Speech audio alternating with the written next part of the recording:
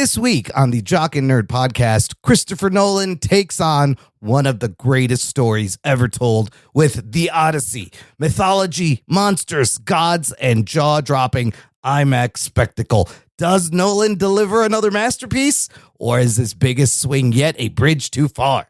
Plus, we break down the epic first trailer for Avengers Doomsday. Geek boner. Marvel's biggest movie ever, and geek out over everything it could mean for the MCU. All that and more in this edition of the Jock and Nerd Weekly for Monday, July 20th, 2026. You know who this is, and you know why you're here. You want all the latest comic book and superhero TV and movie news, and by God, you found it. Forget everything else out there. Forget all the Scientology bullshit. This is the real deal. This is the real deal. Worship at the feet of the holy trio of geekdom, the Jock and Nerd Podcast. Play it. Check. Check one. All right. This is for all you fans out there. Let's give it up. We shock it. We heard it. We funny. Disturb it. We shock it. We heard it. We spoiler alert. Oh yeah, hello. What is up, listener? Thank you for pressing play, and welcome to the Jock and Nerd Podcast, where we give you comic book and superhero TV and movie news, reviews, and whatever we choose. Jock and Nerd. My name is Imran. My name's Anthony. He's the Jock. He's a nerd. And joining us, last week we were feuding with this guy. Anthony kicked him off the show, Anthony. But Anthony kicked him off the show, Anthony? Both Anthonys. But I guess we made up. In the meantime, Andy Cohen came from Bravo to help us reconcile. We had a reunion, and he's back. Ruggs, welcome back. I'm going to pretend nothing happened. I'm just going to act like nothing ever happened. Nothing did happen. And we're just going to go about business as usual. Just had a quick 1 week feud, and now this is the big reunion. Back again, Ruggs. Yes. Welcome. Did everybody survive last week where you couldn't breathe the air or eat the lettuce? What the fuck? I always have explosive diarrhea anyway. No, that's and my true. lungs are shot. So, no big deal. I mean, blaming Taco Bell is not a big stretch. That always gives you explosive. Apparently it's Taco Bell. Now they're saying it's Taylor Farms. So, I'll tell you this, though. Yeah. Maybe I'm living on the wild side. The forest fires took over Chicago and the East Coast, I believe. I walked to and from work. Oh, you were breathing that shit in. I breathed it in. Not only that, every day last week, I ate a salad. Oh my God, eating leafy greens, living on the edge. You fucking wild I motherfucker. didn't even think about it. It didn't even cross my mind. The only time I thought about it was when we were at dinner. I was in New York this past weekend for the World Cup, and I ordered a salad for the table, ate it. Then for dinner, I also was like, let's do another salad. My buddy was like, dude, don't you know about that thing? I was like, There's whatever. He's like, I'm living dangerously. I'm living on the fine. edge. Well, we won't order salad for dinner. Fine, whatever. I'll tell you what, the wildfires saved me money on cigarettes because I just stepped outside, took a big inhale, and it was like I smoked a pack. It was great.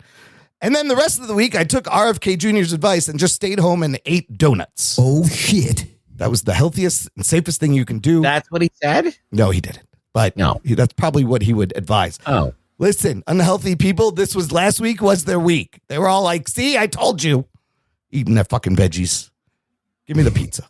Anyways, everybody survived. I know, making really bad choices because I'm like, is there vegetables in this? Yes, get it away from me. Do you have anything that's just cheese and meat? I don't want to be shitting my brains. I hope nobody got that and everyone can breathe the air now and eat the lettuce. Maybe don't. Whatever. And if you did, please post a comment. Yes, let us know. I'd like to hear the story. Let us know. We got a fun show. Let's get started. The Jock and Nerd Podcast. Got a couple of trailers, got a camera test, and a fucking wild movie I can't wait to talk about. But holy shit, what a Monday. I arranged you guys with Marvel Studios. So we had something to talk about today. I arranged with them to get the Avengers Doomsday trailer released. Geek boner. Good job, Imran. Came out today. Wow. Okay, look, first of all, last week we talked about how they were going to put tickets on sale July 20th today. And it didn't even occur to me that they're putting tickets on sale before a trailer. I thought the trailer would come out at San Diego Comic-Con next weekend. And no, they put out, this is the CinemaCon trailer that people saw in April. has been released today with tickets going on sale. I managed to get 2 tickets. Fandango was crashing. Everything was sold out. Yeah, it was kind of wild, but somehow I managed to grab 2 tickets. Anthony, let's start with you. Oh, man. I mean, what is there to say? What did you think? Geek Boner, Floppy Jock, what do you like? About the trailer? Avengers, what we're talking about? Doomsday trailer. What happened? Well, I woke up. I got about 12 hours of sleep. Oh, jeez. Last night. I took off work on Monday. Nice. We're recording this on a Monday because I was in New York for the World Cup final and the vibes. So my phone had already blown up with my friend saying, hey, have you seen the trailer? I didn't know what we were talking about. So I watched it groggy-eyed, and then I watched it probably 3 or 4 more times and watched a bunch of breakdown analysis. Yep. I thought they were going to debut this trailer at Comic-Con. So now I know at Comic-Con, they will probably show the trailer and then show us more footage. Yeah. So I am excited about that. Maybe the beginning of the movie or something. If I'm in the room, hopefully I'm in the room, fingers crossed, I will be able to see more stuff and report back. I like the trailer. I think it's a lot of the CinemaCon stuff. Yeah. Right. So inevitably, I'm going to like anything that Marvel puts out where you basically take all your characters and smash them together. Yeah.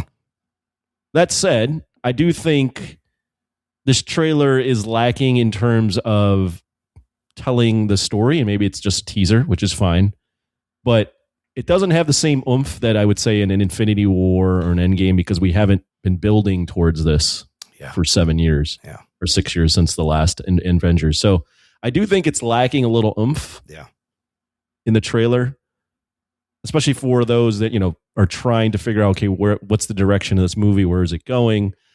Us as fans, I have a pretty strong inkling of where it's going. I read some spoilers stuff too that maybe we want to talk about later if we want. So I know where this is heading and what the movie structure seems to be.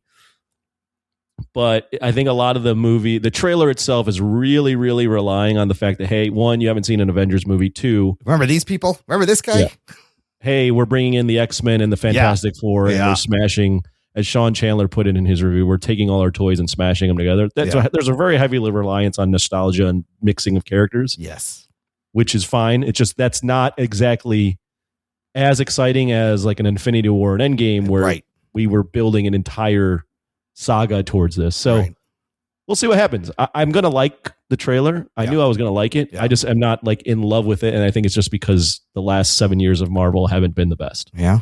Yeah. Rugs, instant reaction. How did you feel when you saw this? I watched it like 3 times. Yeah, me too. I was trying to figure out if I liked it. I was like, why does this look? This doesn't look like groundbreaking. I feel like it's just more of the same. And like, I'm like, there's a fight with Thor and Doom, and they're just on a barren background. Like, it's like watching the Flash movie where they're just fighting on a barren. It's almost desert. like, are these unfinished fucking visual effects in this fucking what's thing? going on here? And the thing is, like, you can't release a trailer like this off the heels of like a Nolan movie, and then me watching like all of these fucking epic movies that had like cinematography in them, and then like I'm like, whoa, I will agree. Yeah, it does stick out after watching the Nolan shoot everything in camera. Well, I'll just say before Rugs real quick, it's a little tougher to do everything in camera with a superhero movie than it is with a Nolan movie. Yeah. But yeah, go ahead, Rugs. Well, yeah. It's just there's a cinematic quality that's lacking in it. It just looks like more of the same stuff that we've seen. Yeah. Like like the new Avengers. Like I can't even remember anything visually interesting in that from that. Nothing. I mean, there's like that one scene where they like were turning into shadows or something, but that's the only thing that sticks out for me. Yeah. And remember they went into his mind and shit. That was where they went into Sentry's I don't even head. remember that. I that is gone. I don't remember that at all. Like now that you brought it up, I'm like, oh yeah, they did do that. They were in an incinerator shooting each other. Yeah, they did a couple things. Yeah. Look, I kind of will echo your guys' thoughts. Of course, Geek Boner. I couldn't be more excited to watch this, see what is happening. But to your point, Anthony, the fact that they're like, this is a sequel to Endgame. It does not have that same feeling of a culmination, a buildup of things like we had with those movies, right? So while I was like, this is amazing to see everyone together. A tad underwhelmed, and it's kind of brown, it's kind of muddy a little bit. I don't know, and that's to Rug Boy's point. Is after watching something like the Odyssey, you're watching this shit, you're like, ooh, it's a little mushy, it's a little brown. So I'm trepidatious, I guess. Like for the first time, I'm actually like maybe a little nervous. Is this gonna work? Let's break down the things in here that may or may not work. What did you guys think of Robert Downey Jr.'s accent in the opening voiceover? I almost didn't think that was him. It's him. That's the point. Yeah. It was pretty. So I'm going to say it's pretty good because I was like, is that fucking Downey? Yeah. And the fact that he's issuing this warning instead of threatening is very interesting. Of course, he's got to be talking about these incursions. Yeah. So I think it would help to break down just real quick or just tell everybody what the plot probably is going to be. So it's going to be based on the Secret Wars storyline. And leading up to the Secret Wars storyline, there was the new Avengers written by Hickman, where they were dealing with incursions. And basically, we've gotten teased of this in the Marvel Cinematic Universe leading up to this. I think the biggest tease, or the biggest, not even tease, they talked about it, was Doctor Strange, Multiverse of Madness. Yep. But basically, and I would say Loki, season 2 most especially. But basically, there's all these universes, branch timelines, and the Earths are colliding. Yeah. And when the Earths collide, it's disastrous because obviously the Earths die, but then both universes get wiped out. So in the comics, the heroes are put in these tough situations where there's different heroes on different universes, and they have to basically start fighting each other to kill off that other universe before it can collide. Right. So yeah, you're getting these three universes here. Supposedly there's going to be a mashup of the Fantastic Four universe, the X-Men universe, and the Earth 616 universe that is Marvel Cinematic Universe. Yeah, and the hard choice is, do you destroy an entire reality to save your own reality? Yeah, go and we can. So that's the background of this movie and what's going to happen. So they didn't really reveal that Downey is Doctor Doom at all in this. Yeah, we obviously got the voice. I'm curious are they just going to do him as? I mean, now it leaves up to the question: are they going to just have him be Victor Von Doom and just look like Downey? That's not clear. I don't even think he takes his masks off this entire fucking movie, right? So is it? We don't know if he takes his mask. Didn't he have his mask off in the Fantastic Four movie? He did in that post-credit scene. But we saw the side of him. Yeah. So is this a variant or just a guy that looks like fucking Tony Stark, or a variant of Stark, or same face, two different characters like they have with Chris Evans, or is it the same guy? Speaking of Chris Evans. Amazing, great reveal. Which Chris Evans is this? So I've heard multiple theories about this. Anthony, or anybody want to expound? It's the regular Chris Evans. It's the regular Chris Evans, or the regular Captain America from what we've seen. What if it's Chris Evans? What if if he's like, I'm not Steve, I'm Chris? What if he just plays himself? No, I believe this is the thing where he was hiding out on in the Fantastic Four reality, and that's why he looks like that when they bring him back, I guess. Right. Well, so do you want to? There's a bunch of rumors and leaked stuff out there.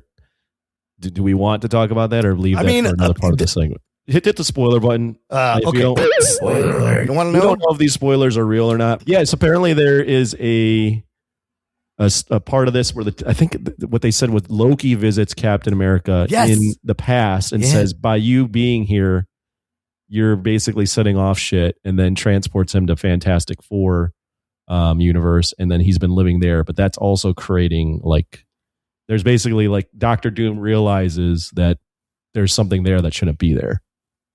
So he's trying to stop the incursions too, because he probably wants to save his reality. Well, so the rumor is that Doctor Doom is working with all the heroes in the beginning. Sure. But he's doing this to eventually, for his own gain, to save the world, save the universe the way he wants to, which is to create a battle world and have everyone in his image. But he's supposedly working with everyone. What he's talking about, this unthinkable, that quote that he has to start the trailer, portrays him in a way where he's like, this is also tough for me. right? I'm not like this isn't me trying to destroy everything. These are unthinkable decisions that we have to make in a split second. So the actual threat is not doom. It's this existential threat.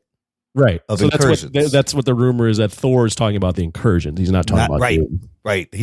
Thor to be scared is wild. Also, that shot where you see the Fantastic Four coming off of the ship, Thor is in the background. Yeah. Which is interesting. Ruggs, what else did you like? Well, we want to talk about the X-Men bits in here. What did you like? Any of that? I feel like everybody's so old. Xavier and Magneto, they're in the 80s and they're going to die again. How many times I can you don't kill really these have fuckers? like a lot of positive stuff. Like, to be honest with you, I kept on just noticing like everybody looks old. And, like they cut to the shot of like Ant-Man. I'm like, oh, when Paul Rudd looks old, then there's bad things happening. Paul Rudd is actually showing his age. What about comic book accurate X-Men costumes? I love that. I like that. I do like that. Yeah, I do like a comic accurate. Cyclops looks dope in that fucking suit with that blast. Dude, Gambit. With Mystique, Imran's so excited right now. I know, there's so many things to tell. Yeah, the Mystique costume, Gambit's back in it. Well, Gambit versus Shang-Chi is so exciting because think of the trip Channing Tatum took with Gambit, basically willing this character to exist by Deadpool Wolverine, and now he's in a fucking legit Avengers movie as an original Fox X-Men is fucking wild. That just seems so weird to me. It's so wild. It's so crazy. But I think Shang-Chi would take him easily. I hope so. Mystique, what'd you think of the looks of Mystique? She looked okay. Some of the costumes aren't. You know what's funny? That Yelena Belova, what's her name? Yeah. What's the name of that actress? Florence Pugh. She's going to be in 2 movies at the same time. They're coming out opposite each other. Yeah, you're right. Oh, she's going to be in Dune. She's in Dune. Yeah, that's just like Holland and Zendaya and Bernthal being in Odyssey and Spider-Man, but not at the same weekend. Yeah, the same opening week. That's another important detail is they did not move their date. Doomsday is happening. That's right. It's not. What? I said, yeah. You're right. Yeah. They did not move their date. Doomsday is happening. Neither movie is flinching. This is going to be so. Ruggs, because I know Imran's super into it. Well, but just so you have a little bit more of the floor, Ruggs. So you were like, this trailer's just a little bit underwhelming. Well, like, I've been amused by some of the Marvel movies. Like, I like Fantastic Four. I thought that was good. The new Avengers I was okay on it. I wasn't like, I love it. So the new Marvel stuff is I'm not really liking too much. Mm-hmm. And I feel like that the way that they did Endgame, it built up over a couple of movies. Like, it really gained steam and then finally came to a crescendo. This feels like they're rushing to it. And maybe I'm wrong. Maybe it's going to be a 3-hour movie and there's plenty of time to build stuff. But, I remember the chairs, like the 1,000 chairs from when they fucking did the preview. Yeah. Like showing all the people that are going to be in the movie. There's going to be a lot of people in this movie. So, I mean, it's a Herculean task to do it. But, I don't know. It's just a sneak peek. So it's like, and what they chose to show wasn't like, jaw dropping, other than that to be honest with you, like, I'm going to just be really, really honest. As if you're never honest. Tell me what you really think. Parts of this look like a fan film. Oh, shit. Like that opening shot with Doom, I thought was like a fan film. Oh, snap. Like it didn't have that presence of like cinematic quality to it. Just felt like, oh, it's a guy in a cosplay. So it's like, and like, I don't want to, and maybe I'm a product of like, okay, now I've seen too much good cosplay. Yeah. And too many people have technology to make shit. So like it's lessened the effect. Like, you know what I mean? Like before, like if you wanted to watch a movie when I was growing up, only a few people could actually fucking make a movie. Now people can make movies on their fucking phones. People have 3D printers. They can 3D print costumes. So now like they have to up their game to like get away from what regular people can do. Yeah, but they just fired their whole visual effects department. Like, I feel like that it's not Marvel's fault necessarily, but it feels like when I watch these things, I feel like, oh, I could just, this looks like some shit like people do with like cosplay or AI or whatever, like I really am worried about the future of filmmaking. I thought the mask looked good though. You didn't like his mask? I thought Doom's mask I looked think pretty everything cool. looks fine, but you could have cosplay that looks really good too. So it's Fucking, he's stopping Thor with 2 fingers. That's cool. Wild. It's wild. It's wild. That's Love cool. it. Yeah, apparently that fight, they'd been working together, and then Thor realizes that Doom is doing this to get for his own gain. Like Doom is trying. What the awesome thing about Doom in the comics, obviously, is, or one of the things is, he truly believes he's the hero in his story. Right. Just like Thanos. Similar to Thanos, but different, right? So Thanos is like, in the comics, he's in love with death, so it's a completely different thing. But in the movies, he's doing the whole "I got to kill half the universe," whereas Doom is like, no, this thing is inevitable. Yeah, and we gotta make a decision here on what we're gonna do. Yeah, and in the ashes of it, he's gonna want to rule it, make it his own way, no doubt. Right. But part of the novelty is seeing all these characters together. So like the one shot of everybody in the fucking Avengers Tower is great, but there's clearly people removed in this trailer also. Like there's weird spacing. The whole Wakanda stuff in the middle of the desert with the wall of water is kind of interesting. Like, is Namor holding that back? Is Sue holding it back? What is the relationship with that Namor's on their side now? So you're gonna have these 3 universes. I think all the X-Men die. Let's see. Apparently, most of the movie takes place actually on the X-Men universe. Interesting, because they're fighting in the mansion, and then it looks like Charles is looking at an incursion coming through the window and shit. Do you want to hear a rumor? Okay, give me another one. This is all obviously spoilers if it's true. But the rumor online is that the movie starts off and it's the X-Men universe colliding with Tobey Maguire's Spider-Man universe. Oh shit! Okay, and that the X-Men actually defeat Tobey Maguire's universe, and that universe dies to start the movie. Ooh, I like that. What? You want Tobey Maguire? No, but just that they're establishing these incursions using. I don't want him to die, but bringing Tobey back to do that. But after Secret Wars, they could just bring everyone back. It doesn't matter. I'm rewatching the trailer. I'm just like cruising through the trailer, just looking at different shots and seeing if I could point out anything. But yeah, you're right. It does have this kind of like brown. It's very muddy. It's kind of mushy.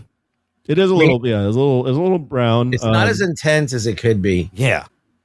There's one shot where Sam. Oh, that's the ocean being. Oh, I didn't even. Yeah, see that wall behind her? You see the wall of water being held up, and they're meeting them in the middle of where. See, I thought that was trees or something or mountains. Moses parting the fucking sea there. Yeah. Yeah, there is one shot in there, if you catch it real quick, where Mr. Fantastic Reed Richards is stopping Sam Wilson from he's holding him back. Yeah, he's holding him back. But apparently there's a big fight in the X-Mansion. I mean, we see Gambit and Shang-Chi. What's his name? The guy that Alan Cummings online already reported that him and Nightcrawler and Mr. Fantastic have a fight. They fight, and then Mystique fights Yelena. They probably all pair up. I can't wait for that. That'll be crazy. Apparently Jean Grey is not in the movie, so there's a lot of speculation, like what kind of version of Cyclops is this? Is this more like militant version of him? Yeah, Famke Janssen is not right. Yeah. And also, I think all the people who aren't in the movie you're going to see in Secret Wars, because you don't see any of the Young Avengers or Spider-Man, Hulk, Deadpool, Wolverine, fucking Carol. Where's Captain Marvel? You think they'd call her right away? Doctor Strange? Where's the shot of everybody? The one in their. It is right in. Is that where they're standing in the water again? No. They're in like the Avengers Tower. This one. It's at 38 seconds where they're all just standing there, and you could see a gap between the Fantastic Four in the back of the room. There's another gap in the foreground where someone could be standing. Who's the guy with the pants? That's fucking Red Guardian, Steve Harbour.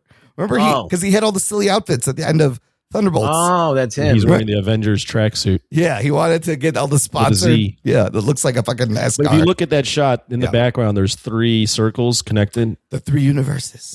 Yeah. So to see everyone together, but at the same time, like the team at the end of Endgame was an incredible team of heroes. How can they even match that with this fucking ragtag team of people here now that they are nobody in this group is really that much. I mean, the Fantastic Four is cool and Thor is cool, and I mean, Thor's the most powerful one they got here. Like, what the fuck is U.S. agent? I think a lot of the play here, and this is why you would cast Robert Downey Jr. is like if Doom takes off his mask and they realize who they're fighting. Yeah, that's the where you there's a lot you can write around that. Now, is it comic book accurate? No, but it makes sense. They have to have Tony Stark make the ultimate sacrifice at Endgame, and then 7 years later, you're fighting that guy. You're having to fight the guy that everyone looked up to, and you're kind of undoing Steve Rogers' nice little ending there. Yeah. But I guarantee they don't even fucking give you a reason why he looks like Tony Stark in this movie. I don't know if he even takes off his mask. I don't think he does. I don't think at the end. Yeah, like he doesn't sound like Tony Stark. No one's gonna recognize him. Maybe at the very end. But can you try to do the accent he's doing? I don't know. What does he say? We're faced with an impossible decision. I don't know. It's some vague Eastern European fucking vague accent. I'm glad he's doing an accent. Yes. That I thought because I was glad like, he's doing an accent. Yeah. I'm glad Thor seems to be a much more serious than he was in Love and Thunder. Yes, we got badass. I forgot they showed a scene in one of the breakdowns. Might have been heavy spoilers. I forgot this happened in Love and Thunder where he's carrying the Stormbreaker and he thinks Stormbreaker is hungry. Thirsty, so he gives it a glass of water. Yes. I'm like, oh my God, I forgot they made him such a joke. Stormbreaker was kind of ridiculous in that movie. Yeah. Apparently there's a rumor too, who knows, if one of the reasons why Thor's so involved in this is Von Doom has been collecting the children. So Reed, also Love. Yeah, because the kid is going to have to play a part, Franklin. Yeah. Well, also I'm saying Love, so that's why Thor is like so invested in getting after this. That hammer he gave to her, so somehow he gets it back from her. That was her hammer, the broken up one. It was cool seeing Steve. I will say, it does seem like we're now pulling from the cookie jar one too many times. Where it's like, how many times is it? How cool is it if we keep seeing Steve with the hammer? He's just wearing a t-shirt and a black jacket. Yeah. How many times are you going to kill Professor X and Magneto also? It's got to be several. So you're predicting all the X-Men die in this? I think all those Fox, I think that whole Fox universe has to die. They have to lose. You think Thor dies in this movie? Do you think they get written off? Fuck, no. Oh, I don't know. Well, in the comic books, there's a army of Thors that act as the police of Battleworld. Yeah. From all the different timelines. That was a good story. But at least look, in Spider-Man, we're getting Rage Hulk back. In this, we're getting fucking badass Thor back. So that's a positive. It's a positive. Very exciting. Get your tickets. Listener, let us know. What did you think of this trailer? Geek Boner? Geek Boner. Floppy Jock? Floppy Jock. Join this conversation. Join our Facebook group. It's called Jock and Nerd Nation. Jock and Nerd. Closed exclusive group just for you. Get in there. We'll approve you. And also follow us on all our other socials for Rug Boy shorts and other fun stuff. All right, let's move on to another trailer of a movie that I'm really looking forward to. This one, I Play Rocky. I Play Rocky. That's how you got to say it, I guess. Starring Anthony Ippolito as Sylvester Stallone in the story of the making of Rocky, directed by Peter Farrelly. Ruggs, start with you this time. Yeah. That's brisk, baby. Well, I like this movie. Yeah, what do you think of this movie? I think it's going to be a good movie. What do you think Sly would think of this? Oh, yeah. You got the story of my life. It wasn't Chuck Wepner. It was me. Yeah, I don't know what you're talking about. No, I think the story of Rocky, if you watch any Sly Stallone biopic or biography or documentary, I think there was one on Netflix that came out a while back, and he kind of talks about this. It was not easy to get this movie made. He was not like somebody that they would choose to be a leading guy, and he fucking wrote this thing and got it made and won Oscars. First time out. They didn't want it to be in the movie. And somehow he got it to happen, and I'm interested to see how all the machinations happen. And I love Rocky. It's a great movie, a great franchise. Creed now came out of it. We got a great extension of that franchise, and it is definitely a touchstone, major motion picture that like will always have an impact in my life. So of course I'm 100% down for this. It looks great. The guy looks like he's doing his best alone.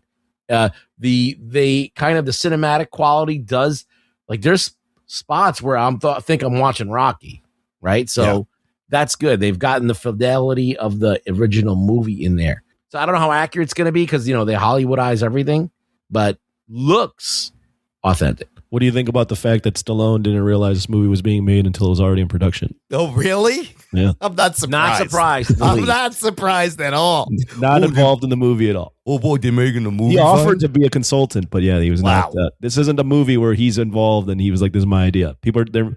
Also, Peter Farrelly directing. Yeah. Did Green Book. Yeah. Won Best Picture. Also has done movies like Dumb and Dumber. There's Something About Mary. Yeah, great the comedies. Farrelly Brothers. Yeah. So Farrelly Brothers. Interesting director too. This, I will tell you what, this all is hinged on Anthony Ippolito. And from this trailer, he's fucking nailing it. I was really impressed. He looks like him. This guy, if you watch The Offer, this is the guy who played young Al Pacino. He looks like a young Al Pacino, but he sounds like him. He did the work. After 50 years to tell this underdog story, making of this underdog movie is so crazy because I didn't realize how many people don't know this story at work. I watched this trailer with two people, coworkers, and before we played it, both of them were like, why are they making a movie about this? And after the trailer, they were like, holy shit, that looks amazing. I was bro, this is an amazing story. No, I can't believe people don't know. How many people do you think that are Gen Z actually ever watched Rocky? I mean, it's a good question. Well, I think people probably got into it with Creed. Yeah. You think? Yeah, I think Creed had a pretty good run. I think Coogler helped spread it to the next but how many generation. people go back and watch the other movies? I don't know. That's a good question. I will say though, the Gen Z crowd that probably will, if they go back and watch Rocky, they're going to be surprised on what that movie is because unlike all the other Rocky movies, you guys already know this. Yeah. The first Rocky is mostly just Stallone like walking around talking to people. Like it's not a very exciting movie for most of that movie. But I love that movie too. No, it's great, but it's not like if you compare that to even just Rocky 3, Rocky 4, those movies are light years different than what that original movie was. Yeah, it becomes like mythic, Yeah, it becomes a cartoon. Yes, it becomes an 80s fucking thing. But the first Rocky, first fucking Rambo movie, phenomenal. Anthony, what'd you think of this trailer? You like Ippolito? How's it hit you? I mean, I love Rocky. I love the franchise. I love Creed. I love Sly. So yeah, this looks good. I mean, this looks fun. This looks like a potential Oscar movie. Yes. I mean, look, there's all sorts of things. But it does kind of rub me the wrong way that this movie's been made and Sly was not involved at all. Well, maybe he's too close to it. Maybe he's too close to it. Who knows? Yeah, maybe they realize that when Sly gets involved, he gets too involved. Yes, because they kicked him out of Creed. They're like, get away, you're done doing this. I think that's probably what happened, and I would have done this. Like, do not get him involved because he's gonna go nuts and micromanage and get too fucking crazy over this. You just have to. He's pretty obsessive, so yeah. You just have to do it justice. The original Rocky story, the movie, the story of it being made is a very interesting story. Yeah. Because it's the trailer does a really good job explaining the story. But do you think this movie will mention Chuck Wepner, which is the question I kept seeing come up? Which probably, it should. Yeah, because the story goes, Stallone watched Chuck Wepner knock out Ali. Right. He got inspired. He did not knock Did he knock him out or he won? He beat him. He didn't win. He didn't win? No. I thought he won that fight. No. Okay, he just went a few rounds with him, yeah. Oh, okay. I thought Imran, read some. No, it says here in the 9th round, Wepner scored a knockdown. Okay, but he didn't win. But he didn't win. But he did knock him out. You just said he won. Oh, I thought he won. Anyways, he sees this and he writes this story. But will the movie make it seem like this is his story or that will he be watching this fight and come up with it? It's going to be interesting. Because then he didn't, for a long time, he did not admit that it was based on Chuck Wepner, and then he probably gave him a little bit of money. Chuck Wepner, by the way, still alive, 87. The Bayonne bleeder. Yeah, so he's going to be looking forward to watching this movie and being like, where's my fucking paycheck? But he's probably not getting anything. But I mean, if something happens in real life and you base your movie off of it, no, you don't have to. And you change the names and all that stuff. No, it's yours. Is it? I don't know. Yeah, that's one of those tricky things because Rocky, the Rocky movie isn't completely based on Chuck Webner. It's inspired by things in his life, but it's not a retelling of Chuck Webner's story. Just inspired. Yeah. Right. So it's fun. This looks great. I can't wait. November. This will be an Oscar play. And then last thing in the news, we will end with a really short screen camera test for The Batman Part 2, in which Robert Pattinson slowly turns around in this bat suit that has a little bit longer ears, all to reveal that the movie has been delayed again. Oh, shit. Floppy Jock. This is the fourth delay. It is now moving from October 2027 to February 18th, 2028. Okay. Yeah. I mean, look, Matt Reeves likes to take his time. It's fine. However, I got to point out, in that span of time, Denis Villeneuve will have given us a fucking Dune trilogy. And we still don't have another Batman. Whatever. Different people work different ways. Yeah, I don't know. I don't understand this. Like, I'm looking at these dates. I'm like, am I going to be alive for this? Well, I mean, like 2028. I'm like, how far are you fucking pushing these things What are back? we even talking about? Yo, when 2030 comes, I'm going to be like, what? What? Yeah. 2030? What? Jesus Christ. Did you get a look at the ears, Rugs? What do you think? Cool. The ears are long. I didn't give a fuck about this. Yeah, I looked at what am I looking at? What the fuck? Who cares? This movie. I'm like, so, you're going to tell me that the movie's coming out in like a million years. And I'm going to look at it barely looks different. Like the ears are a little longer. Okay, big fucking deal. Like, but if they're pushing this back, this is what I predict. That other Batman movie, the James Gunn Batman, I don't think that's ever going to happen. I don't think James Gunn. No fucking way. I don't think Gunn is going to be around after 2028 to make a Batman movie. He's on his way out. He's got to be. I think he's going to bail. You don't think his confidence is shaken at this point? Well, Man of Tomorrow, and then maybe he's done. When his wife leaves him, then you'll. When she smells the loser on him, then she's gonna know. I don't know. I don't wish that on anyone. But like I'm just making a joke. But like, I don't know if he's gonna end up staying or going. That's a good question, and I don't know. Anything can happen. Anything? What do you think of the ears? You probably. I didn't watch the ears. It's just the ears. It's just longer ears. Imran, I can't. I think you got to be joking when you're asking what do I think of the ears. I don't have a problem. I honestly don't have a problem with this movie taking as long. Yeah, I'd rather them take a long time with a movie. Yeah. Than rush something out because it needs to be on a certain schedule. What if it sucks and you waited all that time? You waited 6 fucking years. I don't know. I mean, you did this in the 80s all the time. This is how sequels used to be. It was like 5-6 years in between shit. We had to wait. Yeah. I mean, when Ghostbusters 2 came out 5 years later, where you're like, oh fuck, it sucked. Yeah. Ruined my anticipation for this. I think it'll be good. It we're just gonna have to wait. And we'll wait right now while we take a break, fellas. Play some promos. Come back. Talk about the Odyssey right after this. After these messages, we'll be right back. We'll get you back to your regularly scheduled podcast in just a minute. But we wanted to introduce ourselves. I'm Jason. I'm Jeff. And I'm Blake on this highly produced advertisement. That's right. It's the History of Bad Ideas, a.k.a. Hobie. You can find us on Twitter at Bad Ideas Podcast and on Facebook at The History of Bad Ideas. But if you like a podcast roundtable with 3 to 5 guests, usually every week, depending on sick leave, talking about all things geek, including movies, TV. I ain't getting paid for this shit. Blake bitching about something and ranting, and comic books and anything else that we can think of. We have a top 5 list every week, along with a box office news, and somehow we have listeners, so they send us some feedback we answer every week. You can find us on iTunes, Stitcher, Facebook, Spotify, and any good podcast app, because if you can't find us on that podcast app, it's not a good podcast app. Damn straight. Roger says goodbye. Goodbye. Jock and Nerd.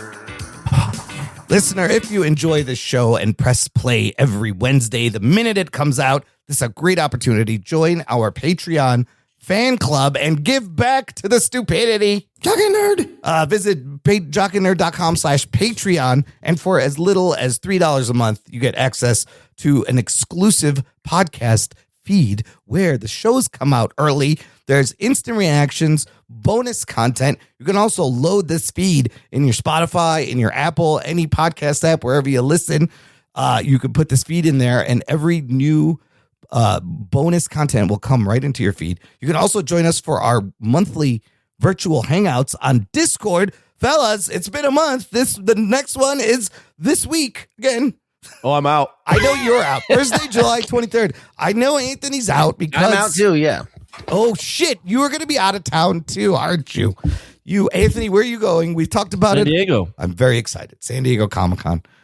Rugs, we're going to have a feud again, and you won't be there. I don't know. So, shit, it's just me. All right, Patreon peeps, come hang out with just me. It's just going to be Imran. Don't go. And no one, please, no one join. I just want Imran's ego to just be shattered. Please come hang out with me. Please. Otherwise, I'm going to shut this whole thing down. Somebody shows up. I'm deleting the whole fucking show. Fuck you guys. Anyways, join our Patreon. Give us money. jockandnerd.com/Patreon. All right, fellas, it's here. The cinematic event of the summer. We are going to be discussing Christopher Nolan's The Odyssey. Here's your spoilers. Strap yourselves in, you fucks. Spoiler time. Holy shit. All the hubbub and lead up and talking about this. It's actually here. Written, directed by Christopher Nolan. Of course, an adaptation of Homer's Greek poem, The Odyssey, that was originally written in the 8th century BC. So spoilers for an almost 3,000-year-old story, if you haven't read it. This is Christopher Nolan's 13th movie, his follow-up to Oppenheimer. It is the first movie entirely shot using IMAX cameras. It's a very important part of this. On the Rotten Tomatoes, 95% tomato meter, 97% popcorn meter. Metacritic has this at an 89. Letterboxd has this at a, this is the wrong one. I believe I think it's 4.3. Also, on the Metacritic thing, I don't know if we have mentioned this before. When it's around 89, I forget what the threshold is, but 89 means universal acclaim. Yeah, I think it's out of 100. It is out of 100, but there's like different levels of where you can get to. Yeah, no, it has a Metacritic must-see badge on it with that 89. This is also Christopher Nolan's most expensive movie, budgeted at $250 million. How does it do? Well, weekend box office, it does open at number one. It opens with $124.5 million domestically, globally, sitting at $264 million. They made their fucking budget back. It's also in Rug Boy's roster of movies, I believe. Yes. Right? This is Rug Boy's box office movie draft. So this is a good one for you, Rugs. This is the biggest live action debut of the year. And it's Nolan's best global opening ever, ahead of Dark Knight Rises. That opened at 249. So all good. Other box office draft updates. Number 2, Moana, Anthony. Second week, it has made a total of $178 million. That's my pick, right? Moana? Yes. That movie? Fuck. Only $82 million domestic. So here's what's funny. Odyssey and Moana both cost $250 million. Why does that Moana look like shit?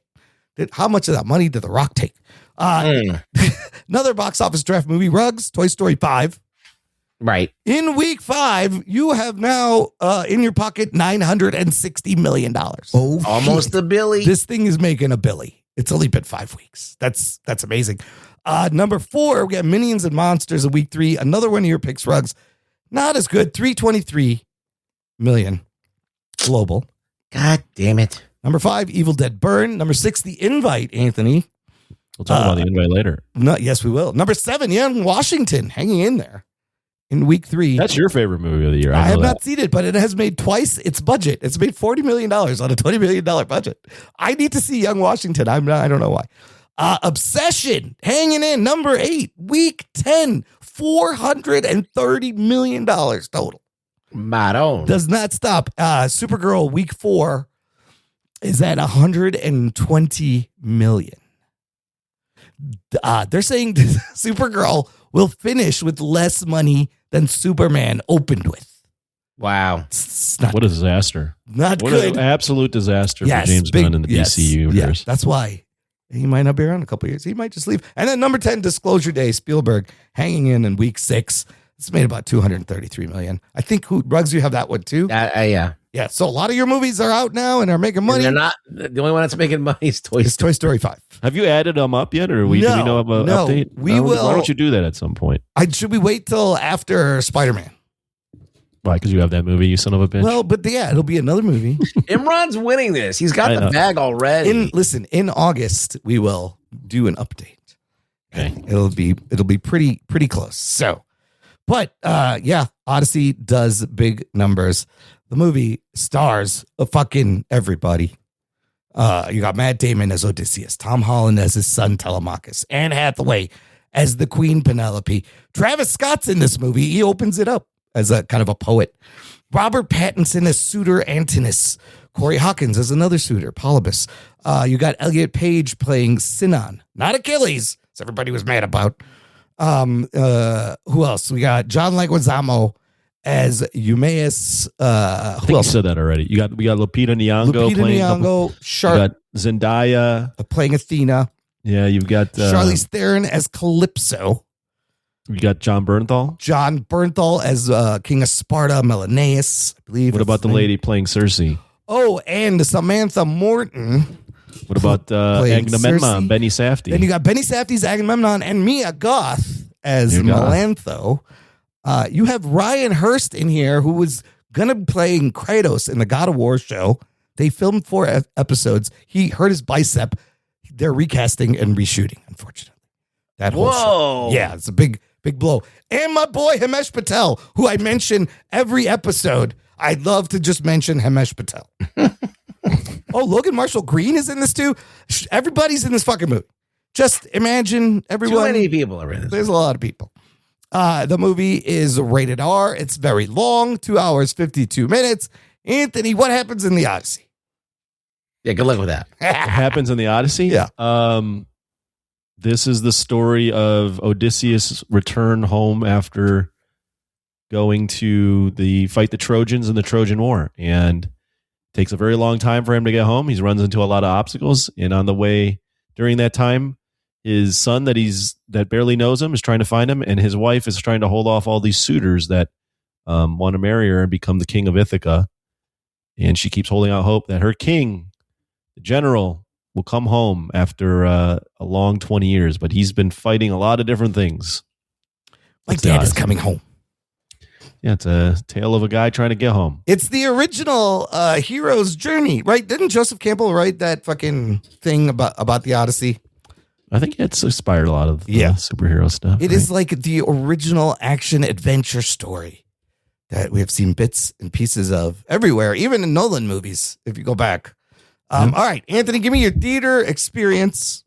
What were you expecting walking in, and how'd you feel?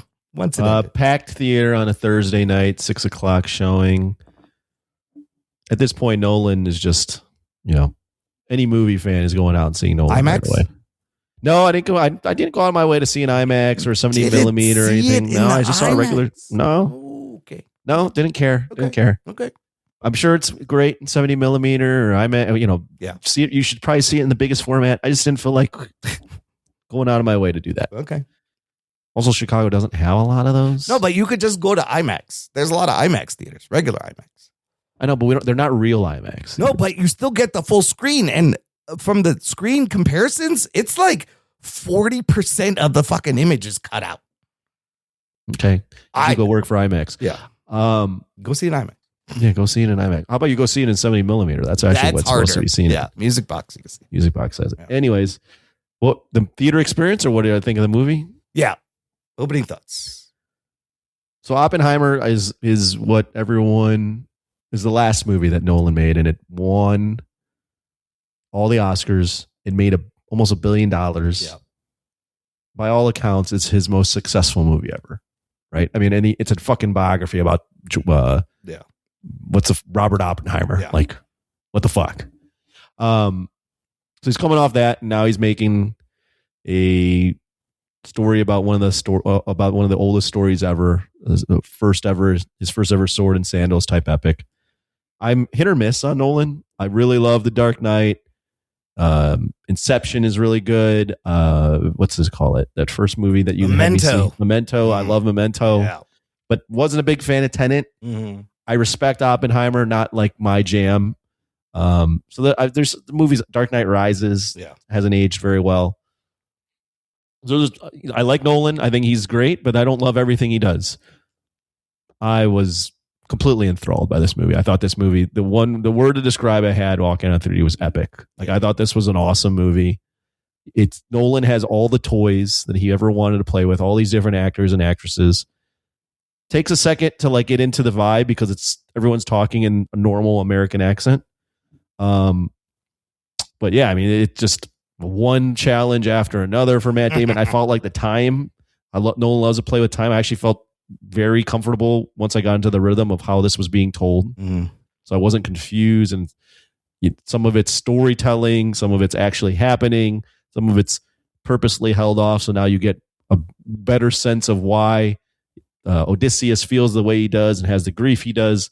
I thought it was just it's one of my favorite movies of the year. I truly enjoyed it. I was into it the whole time. Is it a perfect movie? No.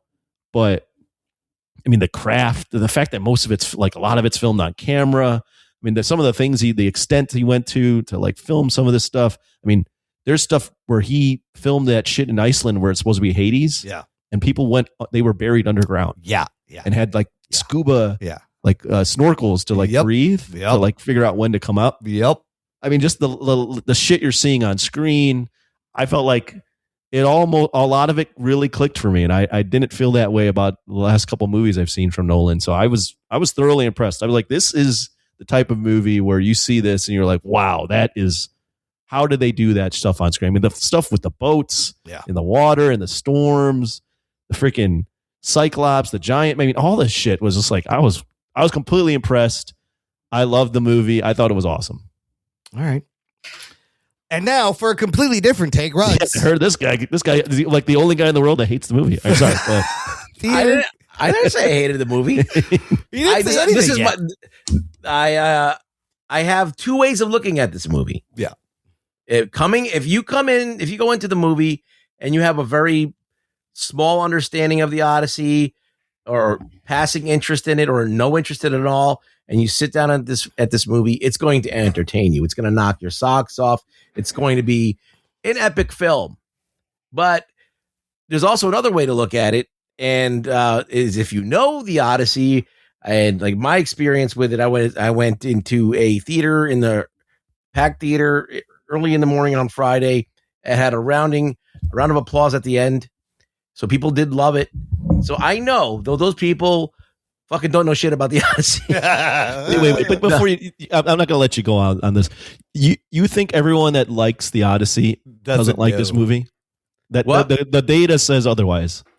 No, I'm making a joke, but like okay. I'm just saying, I'm making a joke. But like the point is like if you have no criticisms of it, sure, like then you clearly don't care because like. I watched this movie. I thought it was a fucking marvel to look at. I thought it was marvelous. I was dazzled by it. I thought it was great, but then I also missed a huge chunk of the story. Now, I was introduced by the Odyssey to my English teacher in high school, and he was like very flamboyant, and he acted it out. And no way, voices and everything. And his point of view on it was different than some translations and stuff. Yeah. But that's where I got interested in it. Yeah, and so. I've seen various versions. I've read comic book versions. So I have so it's got like a lot of interpretations. So like there is a lot of interpretations. There's a lot of different ways to look at this, but most of them that I've seen include the gods, include the fantasy aspect to a degree. The Odyssey is very horny. All right. Fucking Odysseus is fucking all kinds of people. There's a lot of fucking. All right. This movie's not sexy at all. Yeah. There's not like so like they made this movie about one certain thing. They kind of trimmed all the fat out and made it about this one thing. And it kind of loses, it's great, fantastic qualities. and it loses a lot of Greek stuff too. Just a lot of Greek stuff is like kind of like missing. So it's kind of like they took this movie and they made it into this digestible. People are talking normally, and it doesn't remove itself enough for me to think it's a masterpiece. I think it's dazzling to look at. I think it's entertaining as fuck. I think it's a fun movie to watch. I think you'll have a great time. I don't think hate is not the word. It's the word is, I just don't think it's there's a lot of stuff missing. That's all I can really say. There's a lot of stuff missing. Sure. And there's a lot of things that are misrepresented or taken from other, like things from the Aeneid are thrown in here, things from other things are thrown in there. And I think, all right, you have the right to do that, but I wonder why Nolan chose to do this, because, all right, like when people did stuff a long time ago, everybody was ignorant, right? Like they just were like, whatever. But now that we have all this knowledge and you can literally look up stuff, and not only that, but the audience can look shit up. Like they could just Google it and figure out, oh, this looks wrong. This is wrong. Oh, this doesn't make any sense. Why would you want to like play with that? Like at least if you're going to do something like, Oh Brother, Where Art Thou, where you're doing the Odyssey, but you're like not calling it the Odyssey and you're taking it into a different time period or something, or like Warriors, which is the Odyssey. But I guess Warriors is the Odyssey also. It's a very quick one-day Odyssey, but like it's an Odyssey for them to get home. Yeah. But like, why would you want to do that? Why, I guess, why would you want to do all this stuff to kind of be subversive and like disappoint people who have been waiting to see this, disappoint people who know the story? So it's like, it's like with anything, with comic books, whenever there's a source material, there's always going to be an element of disappointment. We talked about this when we watched Dune. We talked about this when we watched anything that I've already known about beforehand. And, we know that Dune is missing a ton of shit. And so like, it always makes me disappointed. I still love Dune, but do I think it's the apex of Dune? No. Do I think this is the apex of the Odyssey? Maybe cinematically, yes, but I don't think story-wise, narratively, it captures all of the scope of what the Odyssey, and it's just not sexy as the story is when you're reading. It's like the story is essentially about a lot of different things, but it's about hubris. It's about him thinking, like Odysseus thinks that he is like kind of smarter than the gods and he can outwit them, and the gods are like offended by this, and they're like, oh shit, we got to humble him and all that stuff, and he's being constantly tempted by hot chicks. He doesn't go home to his wife. Mm-hmm. And he's just banging all these different goddesses. Goddesses want to fuck him. Yeah. Athena is the one who's coming to his defense when all the other goddesses all the other gods want him killed, because they're kind of like almost envious of. Well, the hilarious irony is that after Cersei turns them into pigs and then turns them back, he fucking falls in love with her and stays there for like another year. But see, they bang. I think this is an interesting conversation because you guys are both bringing up things that are missing. Yeah. But at that point, how long is the movie? Right. And like as you're talking, Ruggs, I'm like, I don't think you can take the scope of this whole thing and put it in one movie. You have to make choices. You can't. Maybe you got to pick and choose. Maybe you got to do it in pieces. Maybe you got to do a trilogy. Yeah. I mean, you'd have to do it in 3 movies. At least. Yeah, I think that would probably be the better way to do it. But you do Iliad, you do the Odyssey, you do one more, something in between, something. Yeah, I think you break this into 2 movies, and then you have the Iliad before, and you kind of combine them all together. And that way you can get the kind of the big scope of basically Odysseus leaving home, being in the war, the toll that it's taking, and maybe it reads better. But there is a lot of missing stuff, right? We all know there's a lot of things missing. So is it perfect? No. Do I hate it? No. I have criticisms, but I always have criticisms. But I did enjoy it. I did think it was a good time. Okay. Is it the Odyssey that I would have made? No. But okay. Would the cast be the same as I would have cast it? Probably. I mean, everybody would be Frank Grillo. But well, we already jumped to that part. Yeah. Frank, put everyone. I'm just kidding. But like, it's I don't know. There's parts of it where I think some of it is like we could talk about parts that I really like. You can tell me what you think, and then we can get to that stuff because I don't want to step all over what you might want to say. Yeah, it's funny. That's the same criticism I had of Michael, is that they left a lot of shit out and it wasn't sexy enough. Just kidding. Just kidding. I had to make the joke. That's good, Imran. Very well done. Very good. You left Very it well open. done. Sometimes they don't land. Anyways, my theater experience, Thursday night, packed audience, also IMAX? IMAX, healthy round of applause at the end of the movie. And I forgot to mention there was a round of applause. Yeah, you too, huh? Yeah, it's crazy. I had a fucking great time. I think my jaw was open for a lot of this movie because I was just like, oh my God, look at this. The scope and scale in the giant IMAX screen is fucking beautiful. It was immersive to me the way the dunes are immersive. Like I felt like I was there, but just holy shit, the scale, the ambition, the set pieces. I loved all of it. And it turns out the casting and the dialect and the accent at the end of the day didn't really bother me. Look, this isn't Homer's Odyssey. This is Nolan's Odyssey. He has every right to take whatever adaptations, whatever choices he wants to make. And that's what I was there for, to see the choices you are making. That's a very modern way of saying things now. Well, but I want to see why you're making these decisions, and some of the things I like, because he's just putting his stamp on it, and he's doing things a certain way that haven't been done in this story that we've not seen. The accent, the American accent dialogue, I thought it kind of made it like more accessible. Like this is probably his most accessible movie out of all, because his movies can be very confusing. Can I jump in just real quick and then I'll let you guys.